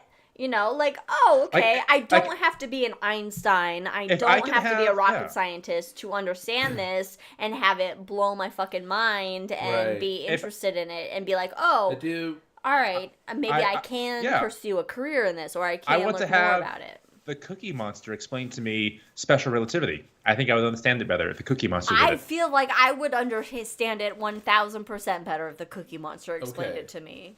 Okay, Mike, you're blue right now. You got blue tongue, blue shirt, Cookie blue Monster. drink. Cookie Monster explains special relativity. Go. Grab her 2 years ago for me. All right, so there's only, two principles in relativity? Like 2 cookies, yes. Physics is the same for everybody. Mm-hmm. So the physics it's the same for Cookie Monster. Exactly. The cookies I experience and I eat are the same. That are the same cookies that somebody in England eats and experiences. But if I eat cookie, can they still eat cookie? What's that? If I eat cookie, can they still eat cookie? They can eat cookies. Same cookies. Oh. The speed of cookies is the same for everybody. Speed of cookie same. Everybody eat cookie as fast as I eat cookie. All of that other shit that seems to be difficult just falls out of those 2 ideas. It's just about cookies. Those are the only 2 ideas. Those are the only 2 ideas for relativity. It's cookies all the way down. All the way down. Cookies all the way down. I think what makes it difficult for people is that when you look at the cookie and it's not the cookie. I think everybody should look up and watch, however it is that you can get it, physics for poets, because there is no math in it. That's what I like. And it's just the the components, the philosophical components of physics. And that is, I think, at the root of what Sagan was doing with Cosmos, is you're breaking it down into the root, and that's how I think, with the Planetarium shows I would provide, is that, because I don't know, I can't tell you that math to escape the Earth's gravity, but I can explain to you how stellar evolution happens in a way that you can understand to the point where person. The shit you made is still being downloaded on planetariums across the world. Every time I go see a system, half the time your shit's downloaded on their system. Right. And so the thing is that you do not need to be able to calculate how gravity works to be To able to understand it. explain how gravity works. Yes, and that's what, and that is at the root of why Yeah. I would choose Carl Sagan, is because he did that, whereas maybe it's not like the discoveries of the Herschels or Hubble or Newton or Right. Copernicus, all those fucking motherfuckers,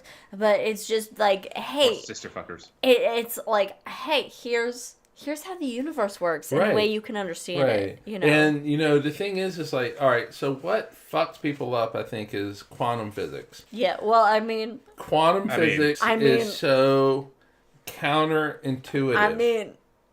anything can happen. Yeah. Literally, anything can happen. Anything can happen. And as long as it's allowed to happen. Like, don't think too deeply into anything. One of the... Go ahead, Mike. No, in quantum physics, if it's allowed to happen, it will happen. But the thing is there's a probability that it might happen. And but the problem with... All right, so quantum physics has been around for 100 years, literally, 120 years. That's wild. And we still do not know how physicists, and they'll admit this, do not still know how to convey that to the general public, what quantum physics is, because it is so counterintuitive. Right. I remember the first science documentary I really remember watching, and I watched it before, I know that, but the one that really stuck with me was Brian Greene's Nova on quantum and string theory. Yeah, and the way he just Wow. explained it, I was like 11 years old, and it just stuck with me to this day. I still remember what he was talking about. Right. And so in quantum physics, you have tunneling. So in our everyday world... That's when they have 2 cookies. This is the part. You do... all right. So Sounds like a Mormon way to get out of having sex. Oh, God, what was So- that called? Anyway. all right. We'll get to the cookies in a moment. But... Soaking. But, like, soak cookies in if milk? I Sorry. run into this wall, you're going to think I'm crazy. But if I do it over and over and over again, you're going to think I'm You crazy. could go through it. But I will eventually go through it. In about 6 trillion years. So the probability is really low. The probability for me to tunnel through this wall Oh, I was thinking is longer than the age of the universe. So, but I'll eventually get through that fucking wall. I want to And then highlight... I'm sorry, I gotta highlight Jack's comments because I love it. I love what Jack's saying. Quantum foam is like oatmeal raisin cookies, odd texture with random fruit. And tunneling is when the raisins touch. But he says, if a cookie falls out of the oven, that is sad and gravity in action. Dirty cookie, still good cookie. It's So bisexual. so when I said- but what's crazy is that in quantum physics, you can have 2 cookies that are identical. Same And they raisins. can be really far apart. And you change one of those cookies, remove like one of the chocolate chips in one cookie, it will magically show up in the other cookie. Oh, shit. That sounds Instantly. like spooky cookie. Very spooky cookie. Exactly. But that shit is just so And just not Spooky- what we're no, used it's to in called everyday spooky physics, experience. isn't it? Spooky physics. yeah, Spooky that's what it's physics. called. Spooky Yeah, cookie. Einstein. Spooky physics of distance. See? And then Oh, Sagan... Einstein, great cookie mod. Sagan could have a whole Sesame Street section on the spooky cookie with the count. Oh, okay. And all that's right. how he's a genius. We have a new podcast now. Cookie Monster physics. explains mathematics. Cookie We physics. don't have the licensing rights to the No. count. So we'll It's have like PBS, some we'll be sort fine of with it. like weird Chinese cookie monster. That's appropriation. We can't. But Monster that quite enjoy round biscuit cookies. oh, we'll call it Biscuit Monster. Well, biscuit, Biscuit Monster! Biscuit Monster! I like biscuits! Every episode. I like biscuits with raisins, biscuits with sugar, biscuits with chocolate chips.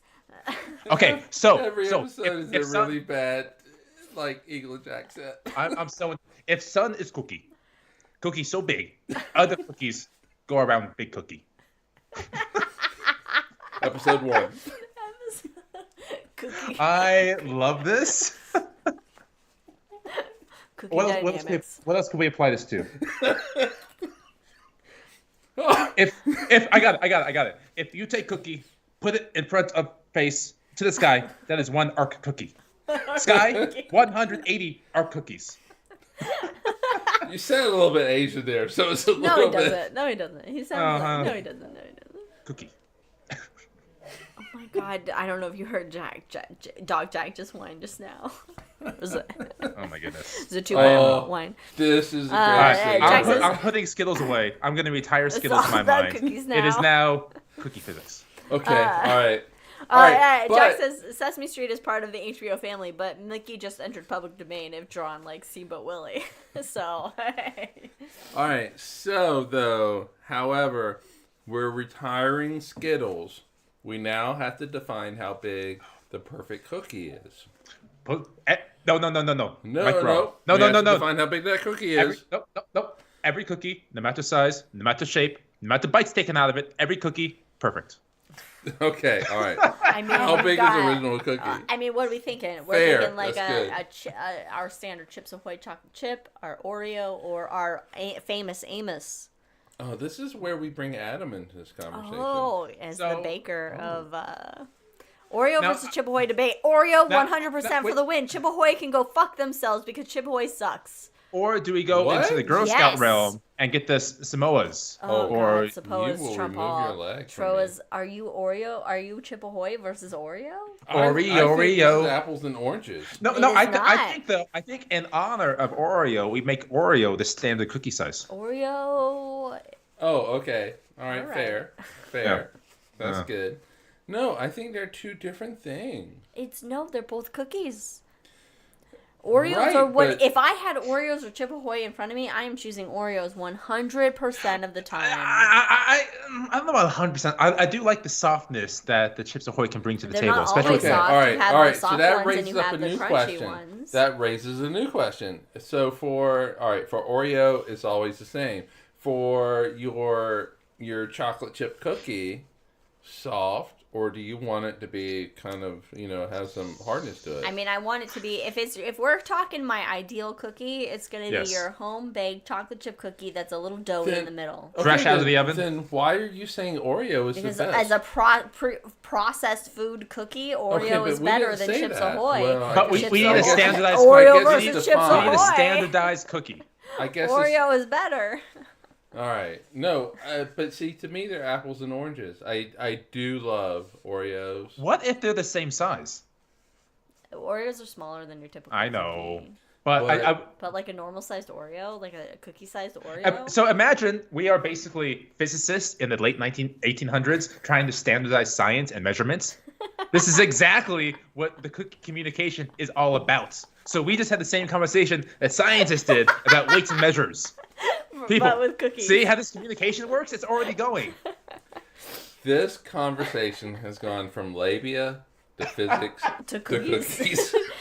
I think Those it are ended how primary. it should. Yeah, I'm happy with this. All right. So, but I appreciate both. I do love I'm not the I do biggest love Chip Oreo. Ahoy. Okay, I'll eat so, them, 'cause they're Oreo cookies. question. Do you have to dunk it in milk? No, but it is No, preferred. you don't have to. It is a preferred method. It's like If you had okay. to choose one or the other, I mean, I choose would one. prefer to dunk it in milk to You- get a little yep, of yep. that. But I- I'll that take sweet, it without. sweet moisture. Yeah, I I'll have- take it without. I've never been a. I'm not gonna say a fan of dunking it in milk, but I just like to Then just you get stuff that it in my Oreo mouth. chocolatey milk in it. I like to You stuff can it in my have mouth, milk. and then But do you We're split it talking at about cookies, all? labia These- toys again. Stop. split. You split, split it. lick. Right. Get all of the frosting off of it. Stop, Brandon. And then it goes Hydrox right- cookies. Apparently, Hydrox cookies are a thing of the 1800s. Hold on, Oh. Jack. Let me Google Hydrox before we end the show. And then move on I'm with gonna our Google lives. standard cookie size. All right, but I do love chocolate chip cookies, chunkable, like chunks of Oh, chocolate. Hydrox cookies are like Oreo cookies. Yeah. Oh, you didn't know that? Why are they America's original cream filled chocolate sandwich cookie. They because came before they came before Oreos. But But they're Oreo called defined. Hydrox, so that's not appealing. But Oreo defined what they are. 1908. Distributed Wait a minute, in Hydrox, 1908? 1908. When did Oreos come out? Oh, God, it looks so... Sunshine It looks like an Kisses. Oreo, but it's like, ugh.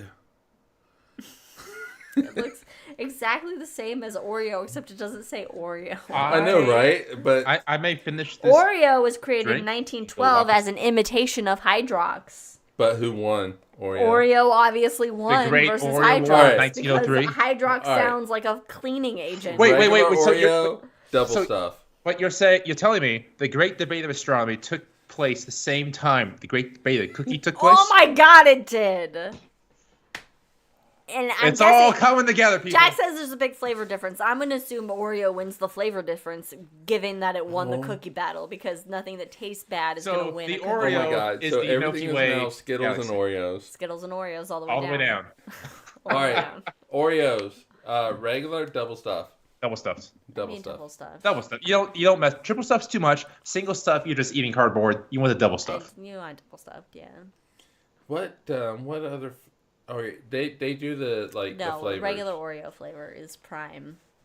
Yeah. I mean, Oreo flavors are fun, but regular Oreo flavor. Yeah, you don't need to deviate from the Classic standard. All right, would Oreo. you do Classic pumpkin? Hydrox. Pumpkin. I mean, I'd try Oh, it. fuck Hydrox. Whatever. I'd try pumpkin, but I'm saying regular Oreo is going to be the best flavor of Oreo. Wait a minute. Pumpkin's best flavor? No. What would you say? Regular Oreo. Regular Oreo. Yeah. Oreos used, Jack says Oreos used a better dark cocoa, while Hydrox was still a bit bitter. See, it comes down to flavor at the end of the day. Flavor of those quarks. Because us people in America, we like the sweetness of things. Yeah. If People in England, they could be bitter, but we Yeah. do like I mean, the take sweetness. them while to discover spices. if Cookie in space, Uh-huh. Cookie get cold. Cookie get cold. Cookie begin to crumble due to cold. Mm-hmm. As Cookie get closer to Big Cookie in center of solar system, Cookie have halo. Cookie develop a tail. Cookie become Cookie Comets. Cookie comment. Yeah. Yeah. I'm telling you guys, we've hit on something. Cookie astronomy. It's Kooky. All right. Kooky. The Trademark- Orion Nebula, trademark the Orion here. Nebula, Trademark her Kooky astronomy. Join us in 2 weeks where we got one for debut a new podcast. I got one more. Orion Nebula, like big oven in sky, make many cookie. It's a cookie maker. Why Cookie do we labia- sound it's a like cookie we're making fun of labiatorium. China with this. Which is the Cookie Monster. Cookie, No, I get it. Cookie but- find oven. cookie Oven make labiatory. Cookie labia. All right, I'm not making this next joke. All right, carrot cake Oreo. We did it all for some cookie. Wait a minute. Hold on. There is. I'm Carrot not cake joking Okay, about this. hold on. There is a birthday cake Yeah, I've seen flavored that Oreo. one. I have not seen this. I've not seen carrot cake Oreo. And there's a carrot cake one. Yeah. All flavors of cookie. And also, or I'll do it in sign language. Thirdly, what is going on with this hangover? This has been the most It's a insane hangover. It's a hangover. I love it. It's great. Well, because the main episode was so insanely structured, we Labia can't let this go. is naturally devolved into cookies. How does labia go into cookies? There's things to be said about that. I mean, I could say various things about labia, but You're in charge, Brandon. cookies would not be one of them. Why not? It's a sweet treat.